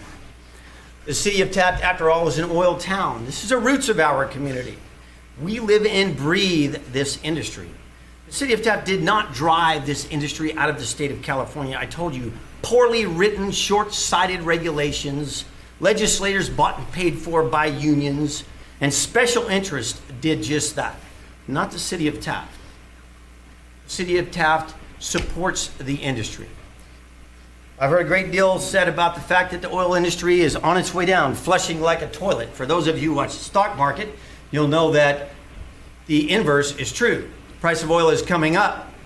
Several oil stocks are trading at 52-week highs. They're high dividend stocks. BP is a stock, which had the Gulf oil spill, by the way, is actually buying back their stock and still paying their dividends. There has been over $1 trillion worth of capital investment removed from the boards of oil companies around the globe. $1 trillion worth of capital investment. Last year, we replaced reserves at the lowest rate in 40 years. What that means is downstream, we are setting ourselves up for demand to outpace supply. That could very well happen, and what you're seeing is a part of that going on right now. The oil industry is not going to disappear in my lifetime, nor yours as well. There was discussion about the RMA. Who brought that up? Who asked about the RMA? I believe Les Clark did. I asked that very same question. It's a very important question because the RMA is our insurer. The city of Taft is faced with a very difficult lawsuit because our RMA decided they're not going to insure us after the fact. So I asked the question. I asked city manager, has anybody asked our RMA if they're going to insure us if we bring commercial cannabis and these types of things into our community? And he said, no, nobody's asked him. So he did. He contacted RMA. You know when we heard from them? Today, we heard back from the RMA. I don't have that response in front of me, but the city manager read it, as did our counsel, Jason. And I will tell you basically in a nutshell what it said. It said that the cannabis industry in the state of California is in its infancy. At this point in time, we would think that a cannabis, any type of business would be treated like any other type of business. However, you need to know this. If you invite any type of cannabis business industry into your community and anything changes, resulting in any type of litigation, that you as a city have knowingly made this decision and you will be dropped. You will not be insured. Period. They have told us in no uncertain terms. Now then, I would ask that Jason, our city attorney, make sure that I did not mislead you in my interpretation of this message. Mr. Mayor, that is not misleading. Can I nitpick on one word? Please do. You said dropped, and they wouldn't actually drop us as an insurer, but they would in fact not provide any services in the litigation or any defense. We would find ourselves paying for the entire defense on our own. And any potential liability if there is any. That's correct. And any potential liability. So I would ask that all the members of the council consider that, knowing the effect and the impact that the lawsuit brought upon us by the high school is going to have on this city and its finances. So I want to thank you for bringing that up, Les, because after all, we do live in a litigious society, and all those things are very, very important. There's discussion regarding the field trip made to a couple of different commercial ventures. I did not make that field trip, but I know you did. I also know the city manager was a part of that field trip. Since I did not make that, I'm not going to relate to you how that went, but I'm going to ask that City Manager Jones, who was on the field trip, talk to the people there. Please tell us in your own words about the field trip. The one that you said impressed you also impressed the city manager. So please tell us about that trip and that interview. Hey, we went to a facility in Cathedral City, and basically it was in town pretty much, pretty close to everything. We pulled up in the parking lot. We thought maybe we were in the wrong place because it didn't appear anything was going on out of the ordinary, except there was an armed guard there and there was a large generator sitting there. So we were in the right place. They were in the process of converting a kind of a commercial industrial area over to a grow. We came in and we met the operators. The operators were very professional. They came from professional jobs. Most of those folks had very high-paying jobs in their past, professional jobs. So in discussion with them and looking at their facility, they did a very good job. One of the questions we asked them is, what do you pay the city? So I believe it was 10,000 square feet. They were paying them $10,000 per month to operate their facility on a development agreement. There was no tax measure at that time.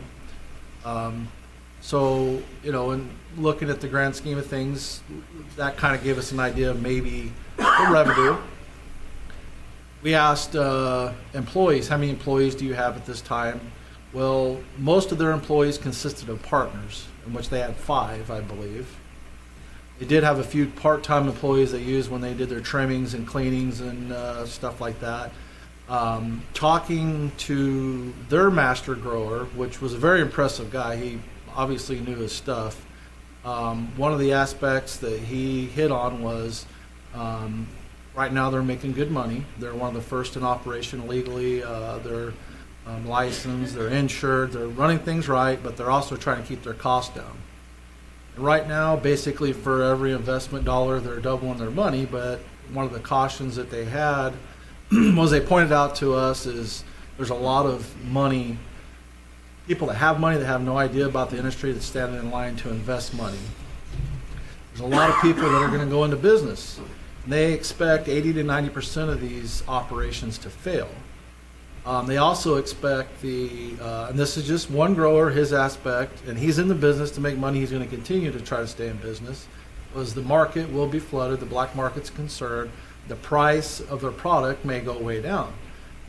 They realized that they would have to survive that part of the market taking a decline, and hopefully some of these operators will weed themselves out.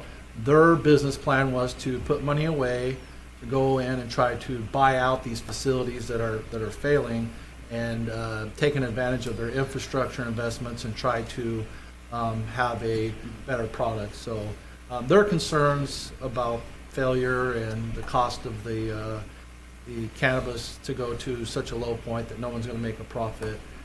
So that's kind of a few things that we picked up there. We did go to another facility, which was more of a manufacturing facility, cannabis oil extraction facility. That operation, in my opinion, was a little concerning, the way it was set up and the way it was operated and the type of people that were there and the friends of the people that were hanging out there. Not to judge a book by the cover, but we really wondered if we were in the right place when we showed up. And it turns out we were. They had a legal operation. It was licensed, insured.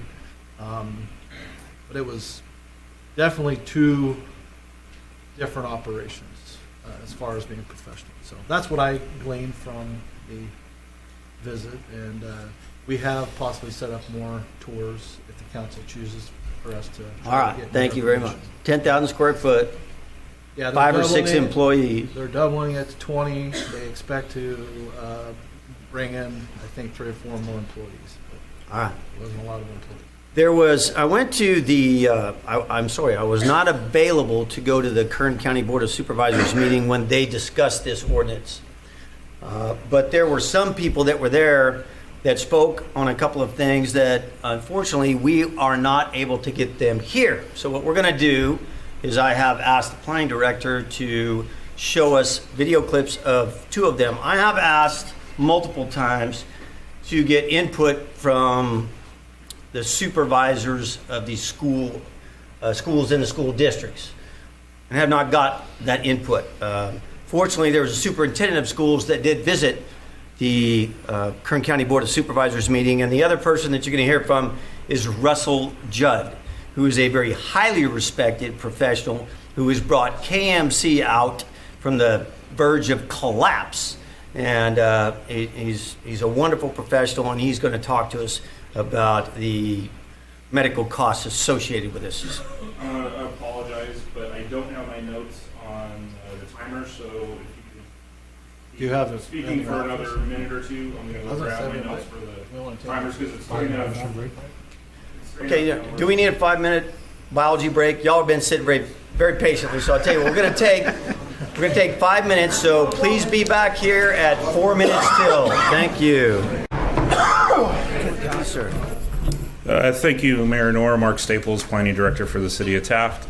As you've requested, I will play 2 different clips from the Board of Supervisors meeting on October 24, 2017, regarding their review of their cannabis ordinance.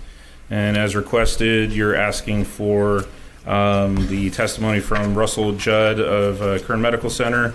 It's about 4 minutes long, and then later in the meeting, it was Jeffrey Weinstein, Superintendent of Southern Kern Unified School District, which covers the Rosamond area. So let's get this started.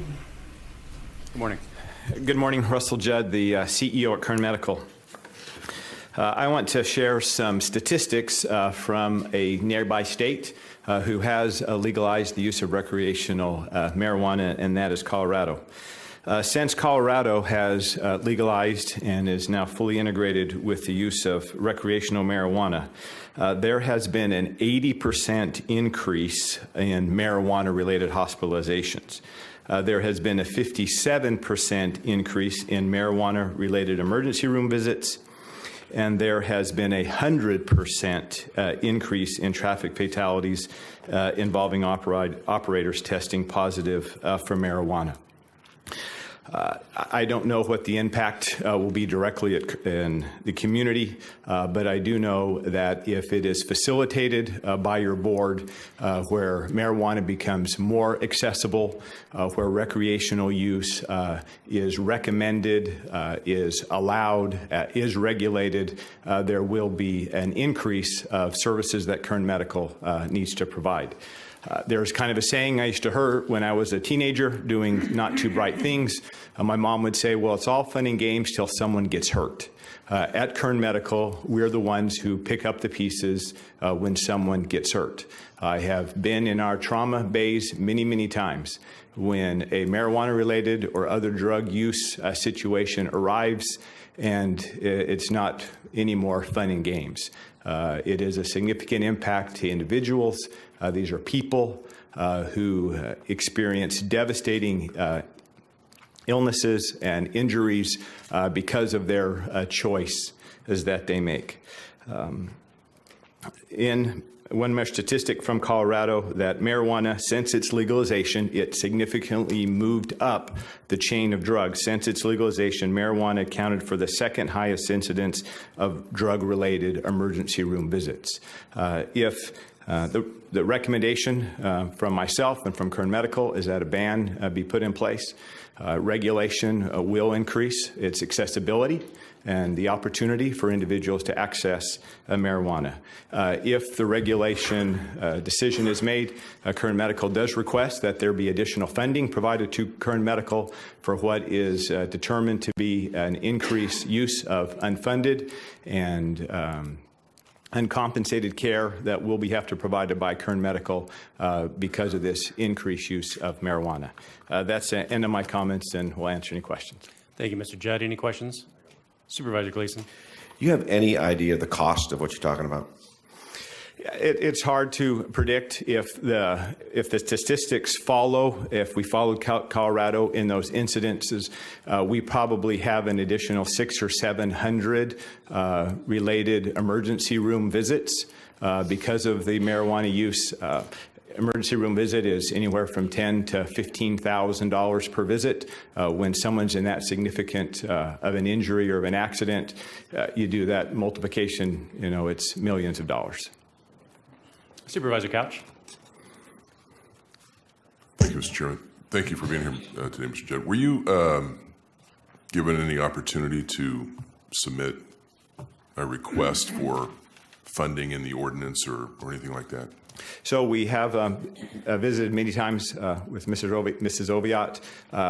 We recognize that there will be an opportunity as policy is set by your board for the distribution of funds to make that request during that policy decision in those distribution of funds. Okay, thank you. Thank you, Mr. Judd. Jeffrey Weinstein, Weinstein. I'm superintendent of schools for Southern Kern Unified School District in the areas of Willow Springs and Roseman, California.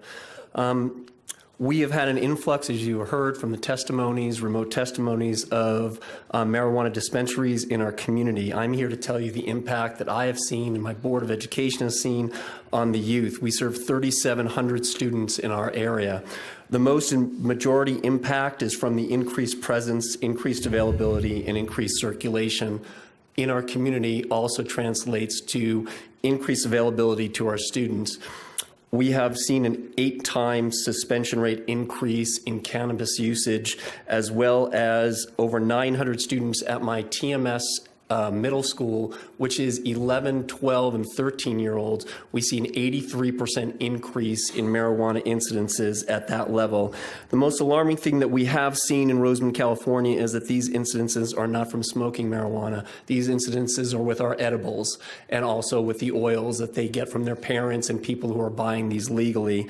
Chronic candy is something that has permitted my middle school to be one of the biggest things that we have that suffers from absenteeism and also on low test scores. One of the things that hasn't been mentioned is that in Roseman, California, most of the people that are being served by the Roseman, California dispensaries live in the Antelope Valley, which encompasses 500,000 people. But most of those people are in LA County, and they come north to Roseman, California to buy their medical marijuana. My Board of Education and I, our number one fiduciary responsibility is to keep our kids safe. educate, but the number one thing is to keep our kids safe. The message that you send by legalizing or regulating marijuana in Roseman, California, or any other incorporated areas that doesn't have the support of the medical health industry, doesn't have the support of the mental health industry, as well as the social services industry in Roseman, California, is non-existent. Our kids are in poverty and they don't have the support they need. And by sending the message that it's not a matter of legal or illegal, it's a matter of just maturity. It's okay to have cannabis, it's okay to use cannabis, but it's not a matter of whether or not it's legal or illegal, good for you or bad for you, just a matter about how old we are. And so 11, 12, and 13-year-olds we're finding are experimenting for the first time, first and second time usage. Again, please help us with our fiduciary responsibility, ban legalized marijuana so that we can, in Roseman, California, help our youth. Thank you. Thank you. And that concludes the comments that you've requested. Thank you very much, Mark. A great deal of money that you know will go towards medical cases and on the highway, the human loss, the traffic-related deaths, the horrible accidents. At what point in time do you accept that liability? I mean, at what point in time is that acceptable? We had a family here in the city of Taft not too long ago lose two wonderful family members because of somebody abused alcohol. And they had abused alcohol multiple times. Now, people say, well, marijuana is no worse than alcohol. Well, does that mean it's about as bad? So does that mean if nobody dies from alcohol in this community or alcohol-related traffic accident next year, but the same number of people die from marijuana-related traffic accident, are we okay with that? It's about the same? Is that acceptable? I would think that perhaps you ought to ask the family that lost those loved ones. Well, to me, it's not an acceptable risk. It's not an acceptable level. There's nothing acceptable about that.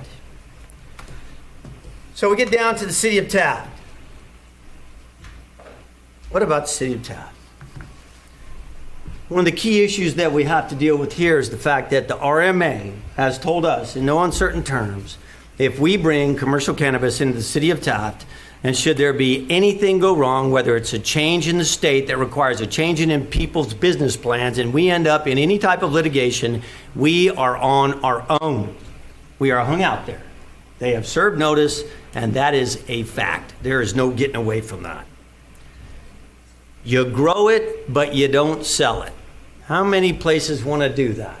Does that mean you're not responsible if it makes a full loop and it ends up back in your community in the form of edibles or on a playground or the subject of an accident? I don't think so. I think you are. Last week in our city schools was Say No to Drugs Week. And so what are we doing right here, right now? We're talking about considering bringing it into our community. But we just told our kids for a week, say no to drugs. Drugs are bad. But now it's, well, drugs aren't all bad as long as you can make a few bucks and you're over 21. Well, if you can go to war and fight and die for your country at 18, why shouldn't you be able to do what's not all bad? If you can drive a motor vehicle at 16, why should you have to wait until you're 18 or 21? You can kill people with a motor vehicle. It happened just a little while ago. Terrorists did it. No high cap mags, no guns, just a car. Prop 64. Prop 64 was defeated in Kern County. They said no to Prop 64. Prop 64 was defeated in the city of Bakersfield. But most importantly, Prop 64 was defeated right here in the city of Taft by the widest margin, 58.5% to 41.5%. All these same arguments. Marijuana's not bad. The black market's going to disappear. We need the money. It was all out there when we considered Prop 64. The voters considered all of that, and they said no. They said absolutely no. We as a governing body up here aren't tasked with whether or not the people of the city of Taft want to bring more marijuana into their community. They want to bring the chances and the liabilities that come with it, the degradation of the neighborhoods, the problems with the school kids. We're not here to decide that about the city of Taft because the voters already decided that. They said no. They considered all those things. What we're going to decide tonight is whether or not we're going to let the people of San Francisco and Los Angeles County and San Luis Obispo County and San Diego force their will upon the people we represent during our watch. That's what this governing body is going to do. That is the decision we make tonight. Therefore, I support the motion as it stands, the original motion, and that motion is to say no to all things marijuana. That's my statement. Now then, is there any additional discussion as we consider the motions that are on the table? I'm sorry. I would appreciate if Jason would explain. Until I was on the city council, I didn't know what an RMA was, and I'm sure there's other people that don't exactly understand it. My biggest concern right now is our liability. For those people who don't know, my numbers aren't exact, we pay over 60% of the income we get into this city on paychecks, payroll. I'm going to say we probably pay close to 70%. We pay probably another 10% on lawsuits. Is that fair? Maybe more? Recently. I don't think people realize we are getting sued on a constant basis. And next time somebody says, why can't we fix a pothole? Well, why can't people stop suing us? The RMA, if you would explain that to people so they understand how that protects us and why we won't have coverage. Well, I can explain. I can't explain to you why you wouldn't have coverage. I can explain to you what the RMA's position is as to why you have coverage. Not necessarily that I would agree with it.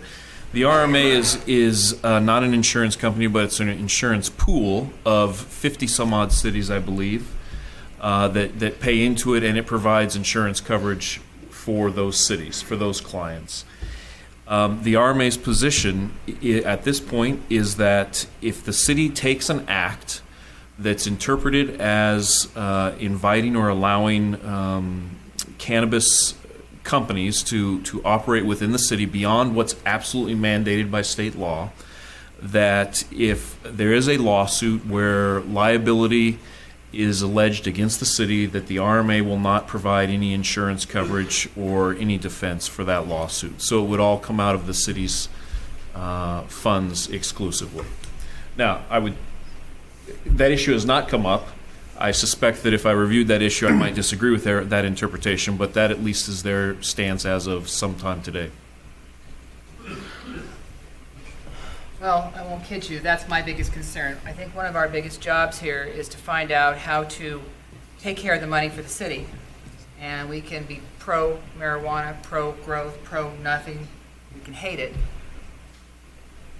But our job is to protect the money of the city. Councilman Bryant, did you have any additional comment? No, I didn't have a whole lot in addition. I just said my position from day one, and I've asked this to Jason and to City Manager Jones, was risk. At the end of the day, if there's risk for the city, there's something that we should avoid. So that's all I have, Mr. Mayor. Thank you. All right. Council. Just a question for you. I don't know if we... I know the public comment part of this is I done. request through the chair that maybe one of the councilmen will yield some of their time so that I may ask a few questions to you, sir. No, not at this point in time. We'll finish the discussion right here. Any questions? I just like to look at again down the road once this California after January 1st to see what happens, whether cities are doing what new laws or what new changes that could change because I'm still conflicted with the fact that I worry about our city and the income coming in, but we're concerned about the moral and the legal part of it, and I don't want to see it get sued or something. When we pass something, we give a license to start manufacturing and the selling of it. We're not going to sell it. I'm not at all in favor of dispensaries in Taft. No dispensaries, but I don't want to kill the issue that maybe down the road and see that there's a possibility of looking at the commercial part of it, but just put I think that maybe a vote no, look at again. Would be a no vote looking at 6 months, or be a yes and look at 6 months? It would be a yes vote. There's Yes. If I may, there's nothing keeping this council from down the road reconsidering these issues. Okay, there's nothing. The things that will change between now and November are the issues with the state. And another thing regarding the RMA, and that is, say we as a city said no to all things cannabis, and some other city within the RMA said yes.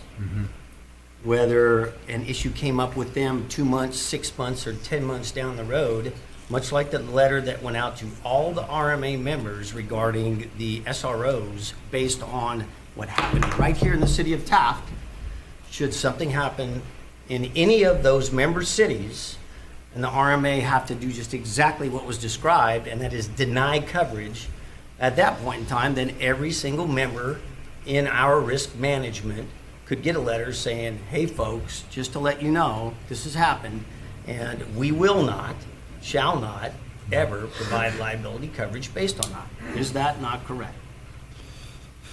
That's correct, Mr. Mayor. That's their position at this time. Thank you very much. Yeah, like I say, it's a tough decision to make on here for myself. It might be easy for other council members and stuff, but you know, it's a really, for me, you know, I'm really conflicted on. I see the good and the evil on everything on there. You know, it's like, you know, I always look at the Constitution of our country, our federal Constitution, that supersedes our state Constitution on things, and I get that oath and stuff, and I don't want to see where we pass something that the federal government will come in and close it down real quick, or do something here, close it down real quick in California, which could happen, if I'm not mistaken. That's correct. And I'd like to see, like, wait and see part of it, you know, before we make a final. All right, Councilman Miller. Okay, we've the RMA situation. From what I understand is they would cover us at this point in time. Say we approved commercial manufacturing grow in the city of Taft. But if the state came down and changed the regulations that would affect that entity that we approved, what you're saying is if they decided that entity decided to sue us because of that change, the RMA would not cover our litigation. The way I interpreted what the RMA sent to us, Councilman Miller, was that if there's any lawsuit arising from an organization, or an operation that is accepted in the city of Taft because of an ordinance passed by the city of Taft, that they would provide no coverage. So would that affect any other industry we allowed in the city of Taft? Or they just, did not address that issue. This question. Well, there is a lawsuit for that. Could we, if we allow the commercial grow, enforce a hold harmless agreement, additional insured endorsement, or whatever to protect us in the case of some sort of litigation that would arise in the situation you're talking about? We could certainly go that route, Councilman Miller, and attempt it. I'm worried that if we go too much further along that particular line of discussion, we might be transgressing from a legal opinion into legal advice, which of course I can't give in open session. Okay. But we could attempt that, and we could certainly attempt to enforce it. Okay. The other questions I had, or a question or comment, as far as I'm concerned, the cat's out of the bag. Mayor Nora, the letter you read from the Attorney General of Denver or whoever it was, that was all very good and well for trying to stop the Prop 64 to take effect, and it did not stop that. So we're facing, state of California is facing all these issues that were brought up in that, and the voters decided to approve it anyway. So here we are. I'm very much concerned about street drugs, and that's where kids are going to get their drugs. Russell Judd, he didn't say, he said that there are increased hospitalizations because of marijuana. It didn't say anything about deaths or what kind of treatments are they getting, or is there a difference between dispensary drugs and, some drugs that were jacked up by some street dealer. So I have issues with that. Mayor Nora had made a motion that we approve the resolution as written. I would like to amend or make a motion to amend that motion to prohibit dispensaries, whether medical or recreational. I would like to amend that to approve the current personal use regulations that we have in effect on both the ordinances that we have come up with. And I would like to allow on a temporary emergency basis for a period of time determined by staff and legal counsel on the commercial grow and manufacturing until the finalized regulations come down from the state. I'll second that motion. We'll clarify that. Okay, yeah, I want to make sure that I understand. Councilman Miller, it was, I believe, correct me if I'm wrong, your motion was to adopt item number 2 as read, but amended to allow commercial grows on a temporary emergency basis? Until the state regulations are finalized and come to us. No, wait, I misunderstood that. So we're saying we're going to revisit this? We would revisit this after January, or we would go ahead after January and allow it to happen? This could be revisited by the council, whether it's 6 months down the road or 12 months down the road. The motion is item number 2. Okay.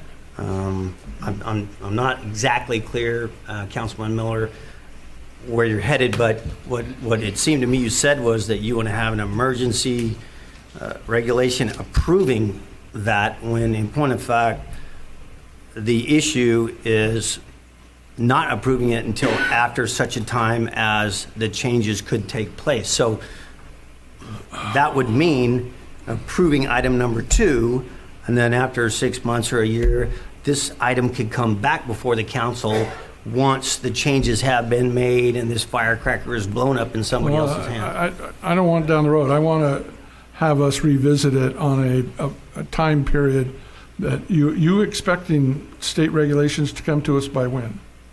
Well, they got to be issued, they should be issued before January 1st. Okay.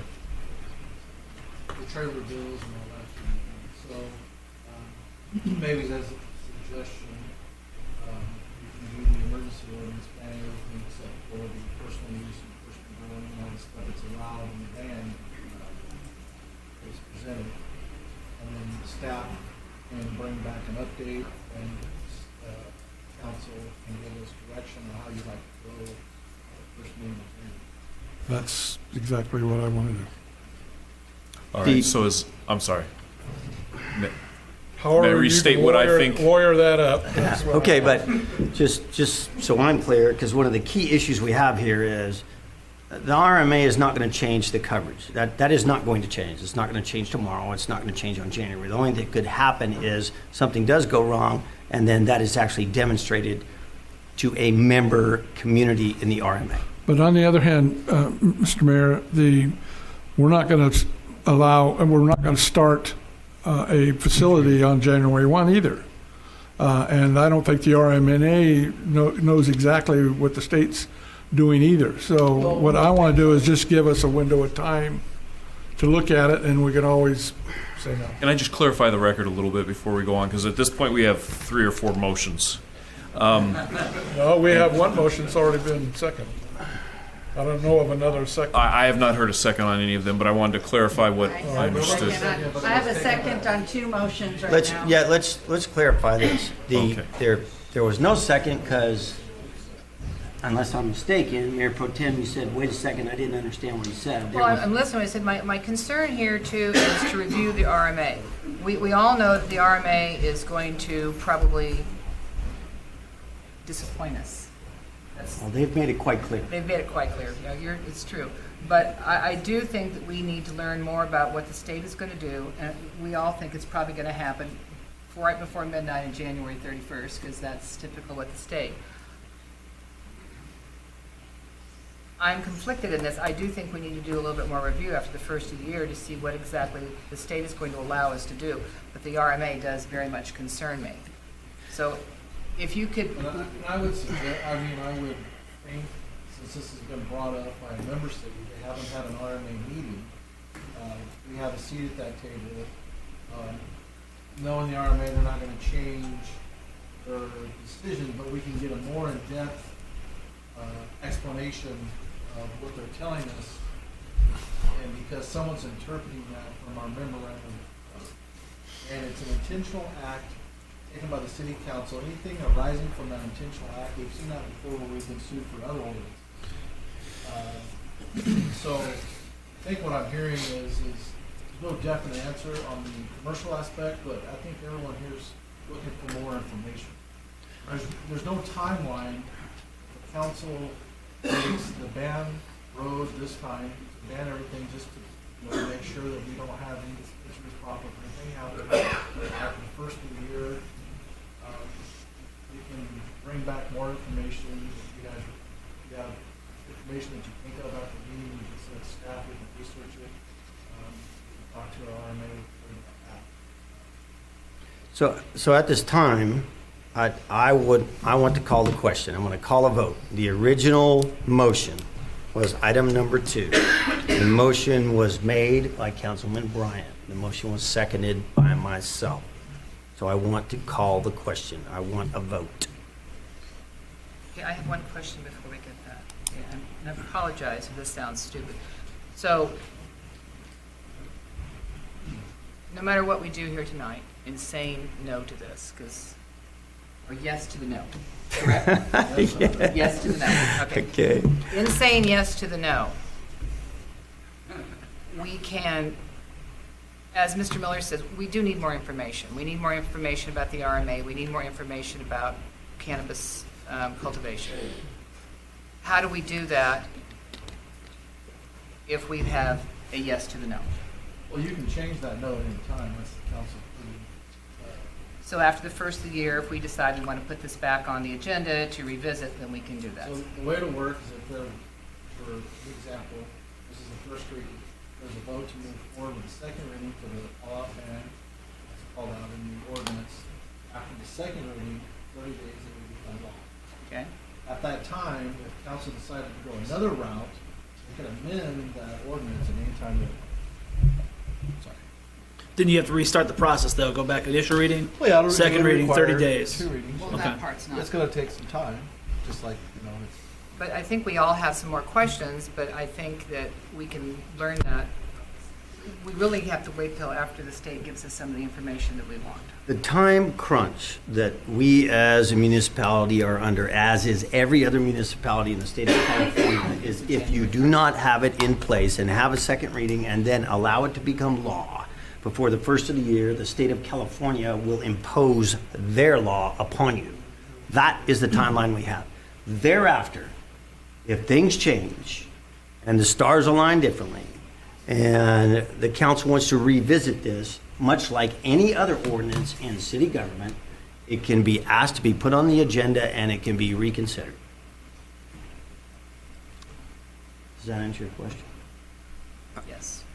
I would like right. I can vote on it.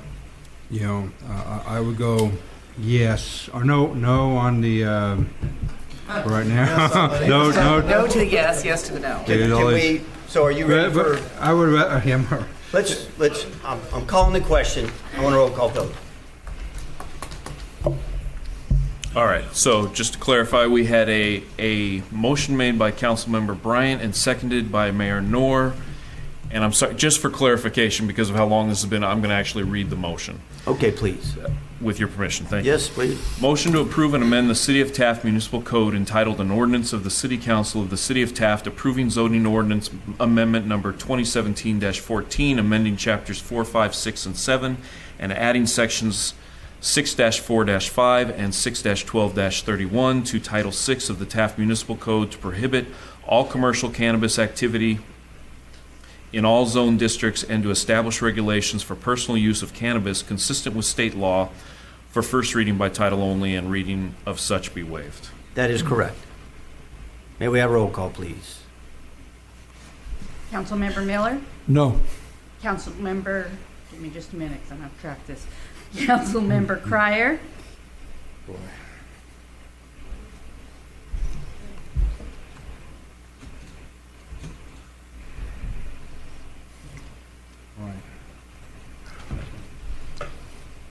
No.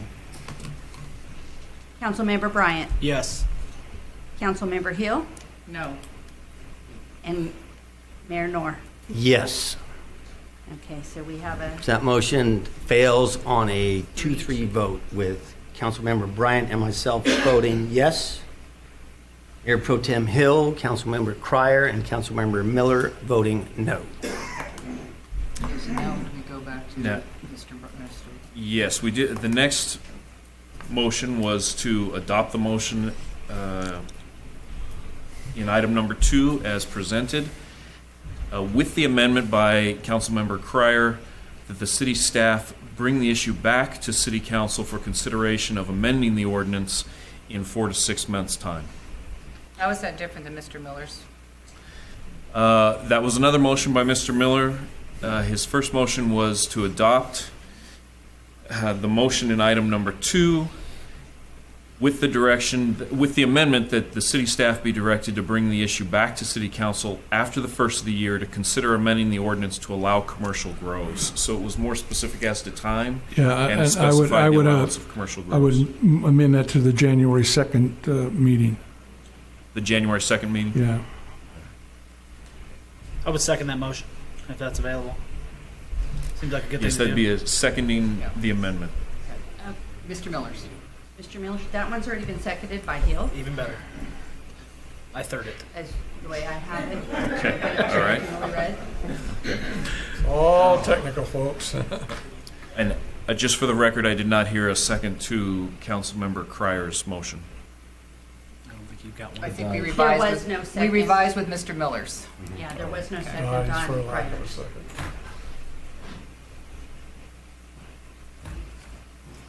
So there would be discussion or a vote.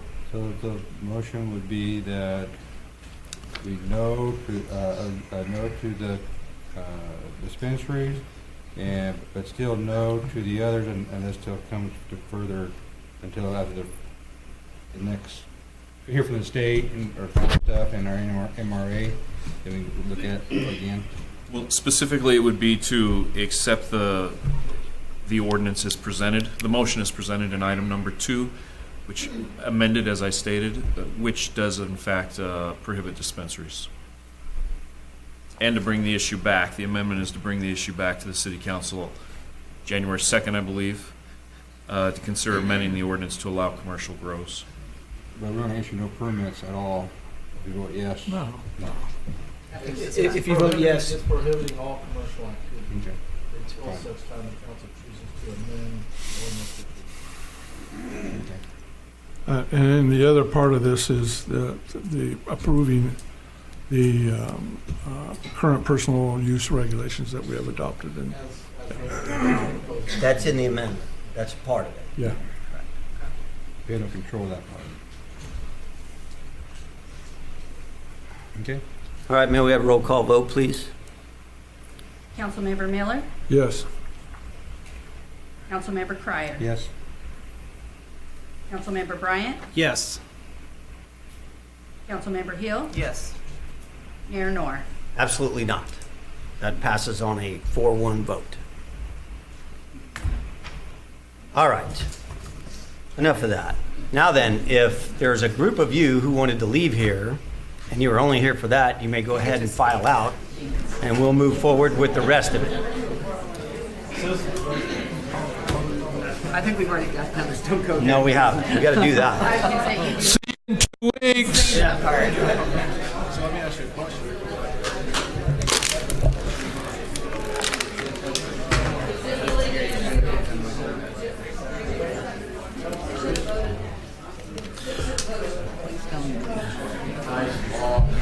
Good Friday. We've got a Veterans Day ceremony right here at City Hall, or at the park.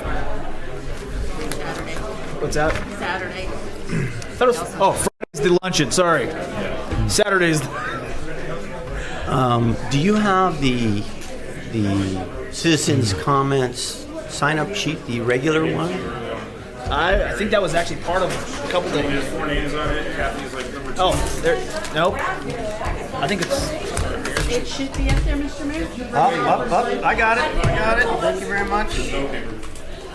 All right, I have it. Okay. All right, here we go. Time to go back to work. Next item on the agenda, item number 3, citizens request public comments.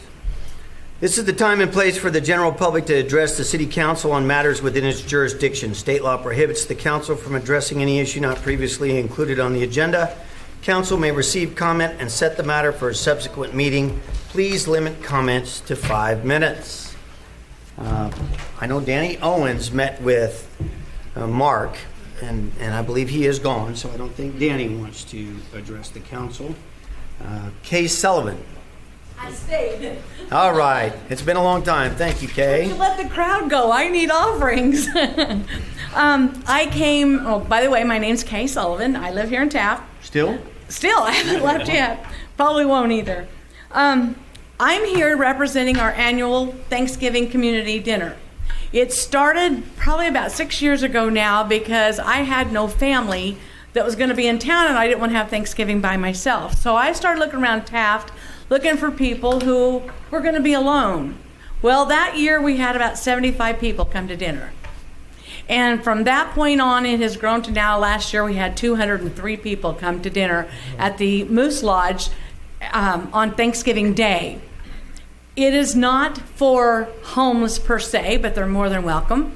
It's for anyone who doesn't have somewhere to stay or somewhere to be to eat. We want the heart of Taft is to care for each other. I'm here tonight to invite all of you guys to come help volunteer.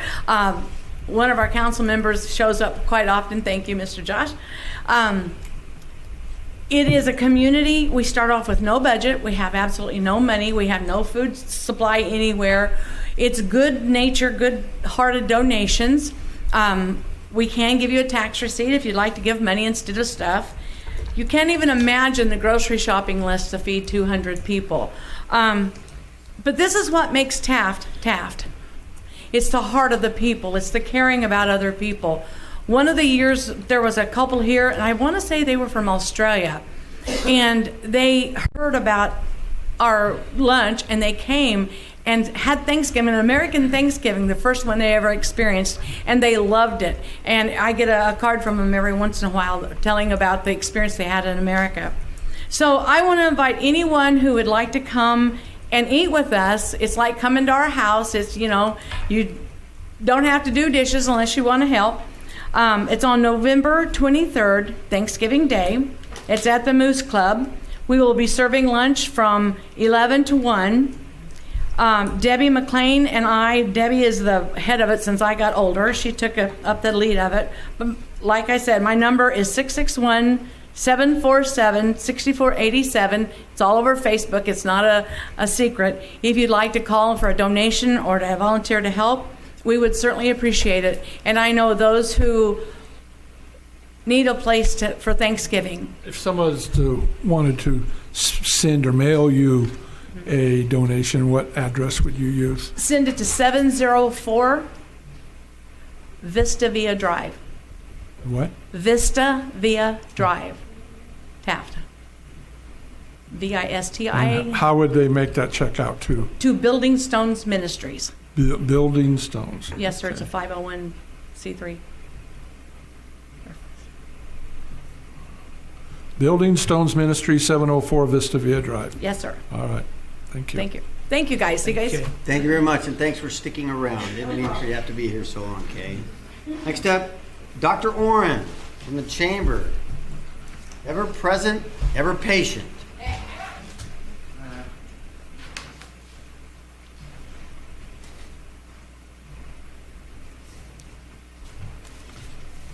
Well, I have to start out by saying I'm very disappointed in all these people leaving because the really good stuff was in my report. I don't think it was you, Dr. Warren. Yeah, well, you are a tough act to follow. Jason, it's nice to see you earning your money like that. Sometimes It's about time. we just watch you sit there and say, nothing tonight, but you got it tonight. That's good.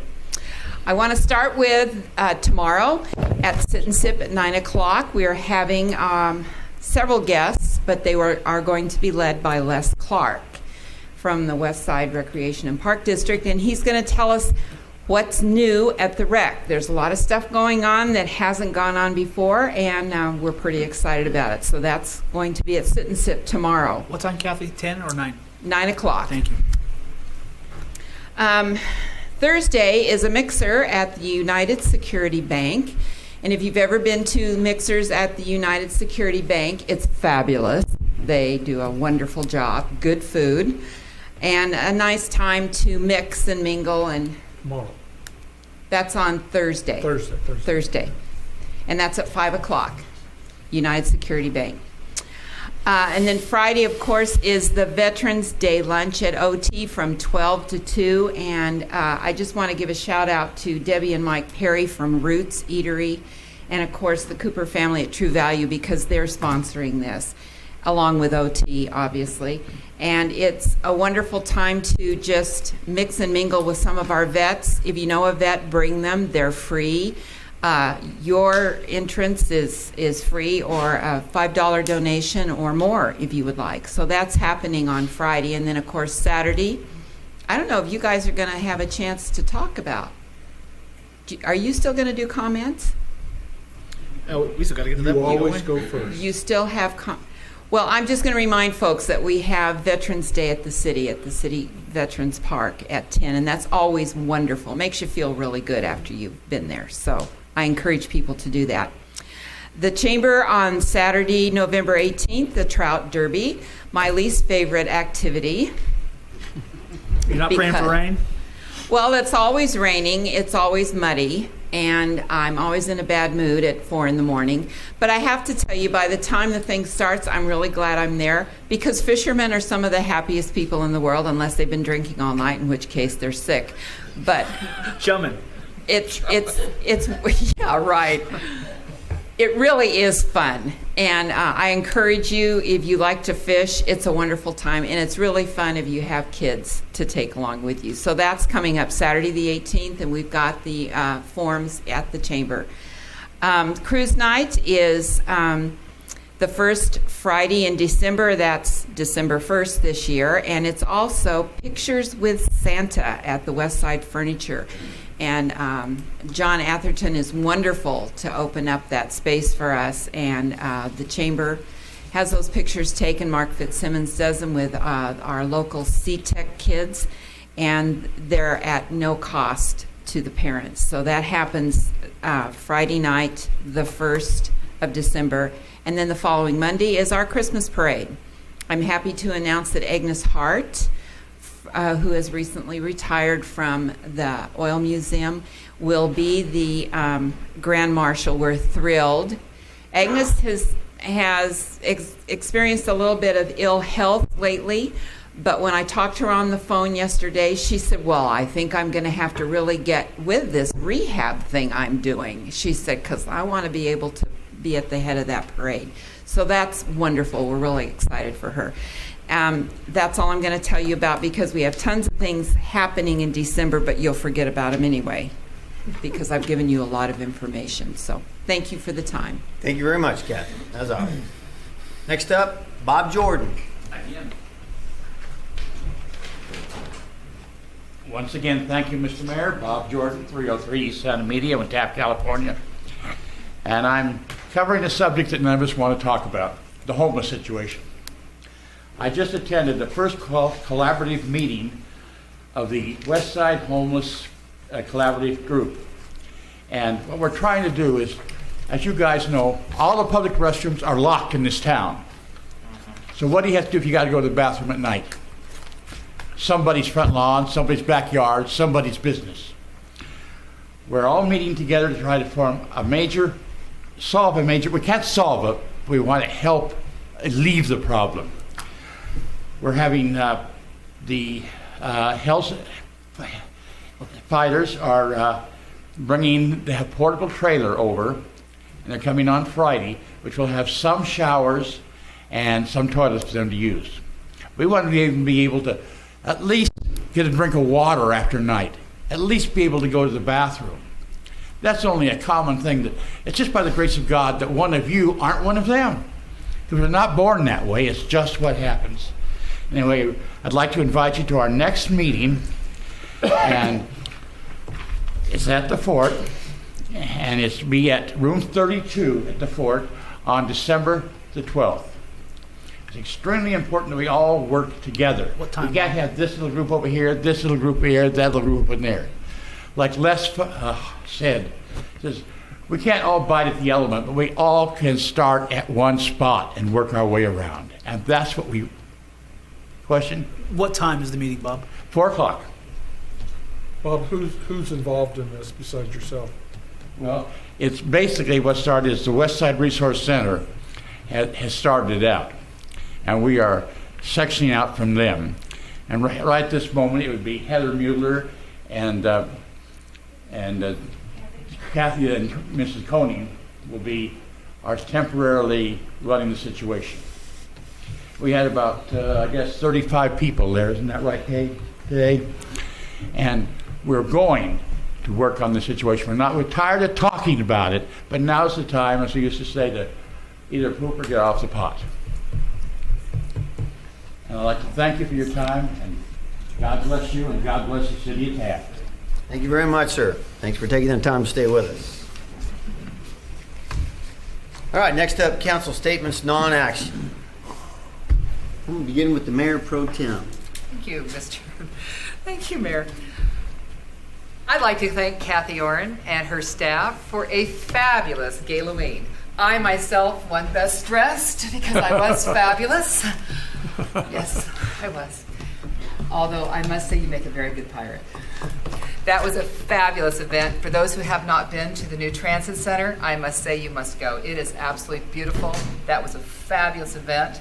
I wish more people could go. Maybe next time it won't conflict with 7 weddings, three high school reunions, and homecoming, all on the Halloween. So thank you for all your efforts. That was a beautiful job. All right. Councilman Bryant. Thank you, Mr. Mayor. I have no statement. All right. Councilman Cryer. Thank you, Mayor. On this Veterans Day on Friday, the November 10th, I encourage all the veterans, and any veterans out there, please go. Don't cost anything for the veterans, but $5 for gas and stuff. And I'll give a shout out to Michael Parent from Waste Management. He's one that really ramrod this to have it. To me, how about the American Legion in Taft? They need veterans there to sign up and become members there. Otherwise, it's just going to be one of the other programs and go on with a win. They'll close down. But we need to get veterans there to become members, and we need us as citizens to participate and help raise money for the American Legion so they can pay their taxes and their rent and everything else associated and run the Legion Hall. And another thing too, I was at the Board of Supervisors today, and there was a venue going on. The vote was on a venue on 7th Standard and 5 for concerts. Put on by Phil and Dan Rudnick. And I've known them for a while, and I did business with Phil Rudnick on renting another part of the family. He got a big family, Rudnicks do, so at the Onyx Ranch. But anyway, I know the family, and they're very honorable. But the vote was it was against them, so it was nix on that location. But there's talk that maybe I had a talk with Bob Hampton. He was there, and I spoke on a favor of it. But if it was canceled, maybe we could have it here in Taft. There's 640 acres over here. That we could probably put the concert there, and we were going to talk about maybe try it on a rental basis, or maybe if it becomes successful in the future, they can buy the land. There's an opportunity there for Taft, so there was some opposition there from the growers and stuff there, and I couldn't understand why they didn't want to do it, but it's a good deal. It'll raise about over in that area there with their renter numbers about $50 million just for the event that they can raise. It sure helps businesses here in Taft and all the surrounding areas here. So something that could be a possibility for our city, because like I said, Taft needs help. We can't depend upon the oil industry, at least not for the short term, maybe in the long term, but not in the short term. And we can sure use some tax money. We need some money for our businesses and to show that Taft cares, that we are pro-business, that we want you to come here and be successful. So those are some of the things that are going on, and we got to do other things too. We spent $30,000 to have somebody from Fresno come out and give talks, about how to make our city better, and had a charade, all the businesses and stuff. We had one before that. I think we're gonna have one next here coming up. But we really need somebody really serious in our town to be really serious about what can we do. Why would we need somebody from the outside to tell us how to run our business or make our business?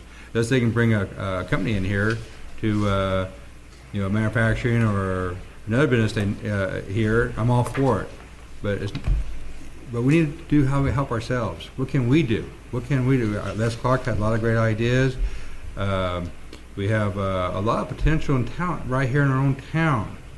There's a lot more in just one area of Taft to grow. We got a whole area of Taft to grow, industries, commercial, maybe nurseries and stuff. There's so much potential here, but getting people to buy into it, contacts, and going out and do it. But we need to do something to better our town and make it more lively. Thank you. All right, Councilman. Well, I'll put another plug in for Saturday, November 11th, 10 o'clock at the Veterans Park right next door to City Hall. For all veterans, we had a pretty good show up last year. Again, we'll be offering up challenge coins for the veterans that do come. We're encouraging families. Also, we're providing hamburger, hot dogs, and Some type of food. some type of food. Well, something off the bar. Am I going over the?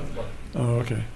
So we have some nice speakers lined up, and this is not the remembering the veterans that passed. This is the veterans that are still with us, and thanking them for their service. So again, hopefully you'll be able to show. Thank you. Thank you, Mr. Mayor. Thank you very much. Obviously, there's been a great deal of discussion this evening, and I don't want to talk a lot. I keep hearing about the fact that nothing's happening in Taft, and nothing. The oil industry's going in the toilet, and I'm growing tired of it. It's not what it was at $110 a barrel, but it is not going to disappear overnight. There's not going to be an electric vehicle revolution tomorrow, and everybody will be driving electric vehicle. Here's a news flash for you. If everybody traded in their internal combustion engine tomorrow and showed up with their electric vehicle car and went to plug it in at the end of the day, the electrical infrastructure would melt down and explode. As far as nothing being developed, there's a little place out on the east end of town that was 55 acres, and actually two more parcels, total about 75 acres, that was nothing but sagebrush not all that long ago, when myself and Charlie Beard looked at it and decided we want to do something about it. Now, out of that 75 acres, there are only 2 5-acre plots left that aren't spoken for and developed. There's a company called Clean Global Energy that came before this council, and which is a brand new process for heavy oil, and it could do great things for heavy oil as well as the environment, as well as that company. And they're going in at the end of Black Gold Court. MMI bought some property and a yard and is coming into Black Gold Court. So I guess you want to bury your head in the sand and say nothing's happening, nobody's coming here, and the end is nigh. That's fine.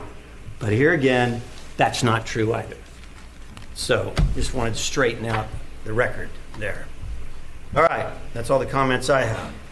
Next up, Planning Commission report. We have a Planning Commissioner who's been very patient about staying here so he can deliver this, and I want to thank you very much, sir, for that. No problem. Yes, the Planning Commission met and covered 2 items, believe it or not. The first item was the CUP for issuance of a beer and wine permit. 1107 Kern. I just forgot the name of the applicant. Mary? Taft Dine-In. And so we approved a CUP so they could get their beer and wine license. The second item on the agenda was cannabis. This very item that we're dealing with today. It was a continued item. We had as much participation over the 3 or 4 meetings, I forget which, that you guys had here as well. I think the important thing out of it was that the people who voted for the no specifically were concerned about the California regulatory environment. It was a decision based on the lack of the state's actual delivery of their part of this deal, which is their regulations. And I'm sorry, the one thing, I mean, the people here have been really great, but the regulations that are going to come down are not trailer bills. I looked at the previous ones, and we're probably talking somewhere between 100 and 200 or 300 pages of new regulation for the staff to have to look at to see where it may or may not impact us. So it is not as simple a deal as it sounds. Number two, the regulations are emergency regulations, which means we're going to be back with them again once they've gone through CEQA, because when CEQA comes up, there'll be comments and they'll have to make changes. So we're going to see significant changes, and that was what the Planning Commission was concerned about, number one. Number two, and I think, although we didn't think about the RMA, the litigation issue, you know, there's already litigation over some of the issues in the ordinance as it now stands. I think Fontana's being sued over their regulation of the 6 plants. So we also thought that a delay was probably in order for our safety as a city. Nobody made the decision based on other issues that have come up. A lot of those issues did come up. We did talk about them. But the issue before the Planning Commission, the vote, was really predicated on the lack of the state's actions in addressing this issue in a timely manner to allow the city then to make its choices. Thank you. I was a part of those discussions in those meetings, and they were very in-depth, and you looked at every option for all the right reasons and made a good recommendation to City Council. So I applaud the Planning Commission as a whole for having dug deep into this issue and bringing the right recommendation to the City Council. I wouldn't be fair if I didn't mention it was a 3-2 vote. The other two who were on the no side obviously had less concern about that, but it was a very cordial discussion, as it was here tonight. Something that I, in my long years in politics, have always find really enjoyable is to have a real good discussion that doesn't have people throwing stuff at each other. So thank you. All right. Yeah. It kind of coattails with your ordinance with that marijuana deal. I understand that, you know, the ABC, when they reviewed, when they get the permit and stuff, they indicated that we got more licenses and stuff that are permitted for the population of Taft, but yet we still allow giving out alcohol. If I understand this correctly, actually, it's based on population within certain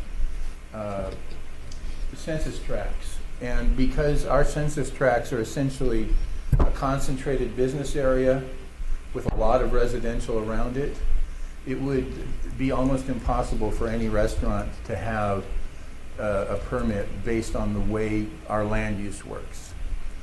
So part of that consideration is always to make sure that the police department, we go to them and say, what do you think? They tell us what the area is like, and if they said no, we'd probably say no from a safety standpoint. But the reasoning, yes, it is impacted. But when you have basically about 10 or 15 sites where restaurants are likely to be placed, that puts a very heavy burden on the way the regulations are written. And it's a good example of, you know, what kind of regulation. That's a regulation, not a state law. So what other kind of regulations are we going to be dealing with? So yes, that's true. Thank you. All right, thank you very much. Next up, department reports. Do we have any department reports this evening? All right, city manager statements. City manager James. Thank you, Mayor. I just wanted to echo the comments about this Saturday, the Veterans Day celebration. I hope that everybody comes out and enjoys that, as well as Friday. So it looks like there's a lot for our veterans to do here for Friday and Saturday. So as there should be. That's a good thing. All right, very good. All right. They didn't even put you on the agenda, Jason. Thank you, Mr. Mayor. That was actually at my request. Since I so seldom have anything to say. Took away your microphone. He and said everything. he's the attorney. If he has something to say, he can say it. He just bring it up. All right, very good then. Future agenda requests. I do have one, Mr. Mayor. I would like for staff to bring back to us a list of our fees for park use. And I would like for us to consider that Veterans Park be made available, save for a safety deposit, security deposit, whatever you want to call it, cleaning deposit, be made available free of charge to any veteran who can present valid either retiree or active ID. All right, I'll second that. I would concur. Do you have a question? Nope. I was just making She sure just you didn't did. want to go on to something else. You asked me. No, I was teasing. I knew. Won't I knew get you put us on hold. I got that. That's fine. Okay, next up, consent calendar items 9 through 14. All items listed on the consent calendar shall be considered routine and will be enacted by one roll call vote. There will be no separate discussion of these items unless a member of the City Council requests specific items to be removed from the consent calendar for separate action. Any item removed from the consent calendar will be considered after the regular business items. Are there any items on the consent calendar that any member of the public would like to comment on? Seeing none, those items are item number 9, minutes for the October 17th, 2017 regular meeting. Recommendation is to approve as submitted. Item number 10, payment of bills, some looks like about $810,000 worth. Item number 11, approval of modified MOU with Taft Correctional Institute, TCI, for mutual and assistance. Recommendation and motion to approve the MOU with the Taft Community Correctional Institute for mutual aid assistance, allow the city manager and the police chief to sign the MOU. Item number 12 is accept the lowest responsible bid and award the 6th Street rehab from Main Street to Supply Road. Recommendation is a motion to accept the lowest responsive and responsible bid, award the project, and to approve a construction agreement with R.C. Becker and Son Incorporated for the 6th Street rehab from Main Street to Supply Road project. STPL-5193, parentheses 039, and to authorize the mayor to execute said agreement. Item number 13, approval of sidewalk agreement with Wallace Group for engineering services for CDBG funded sidewalk project. Recommendation is a motion to approve an agreement with the Wallace Group for engineering services related to the CDBG infill sidewalk project in amount not to exceed $227,862, and to authorize the mayor to execute said agreement. And finally, item number 14, receive project update on wastewater plant maintenance project and approve amendment number 2 to the USDA EJ CDC owner engineer agreement. Recommendation there is a motion to approve Exhibit K, amendment to the owner engineer agreement, and authorize the mayor to execute said agreement. Do any members of the council wish to remove any of these items from the consent calendar? Hearing none at this time, I'd like a roll call, please. Oh, I'm sorry. I need a motion to approve the consent calendar. A motion. Thank you. Second. I have a motion and a second. Now may we have a roll call, please? Councilmember Miller, Yes. Councilmember Cryer, Yes. Councilmember Bryant, Yes. Mayor Pro Tem Hill, Yes. and Mayor Nor. Yes, and that is approved on a 5-0 vote. Thank you very much. At this time, the City Council will go into closed session for item A, conference with labor negotiator Craig Jones, City Manager, Government Code Section 54957.6, all units. Item B, conference with legal counsel, anticipated litigation, Government Code Section 54956.9B, 2 potential cases. Night, everybody.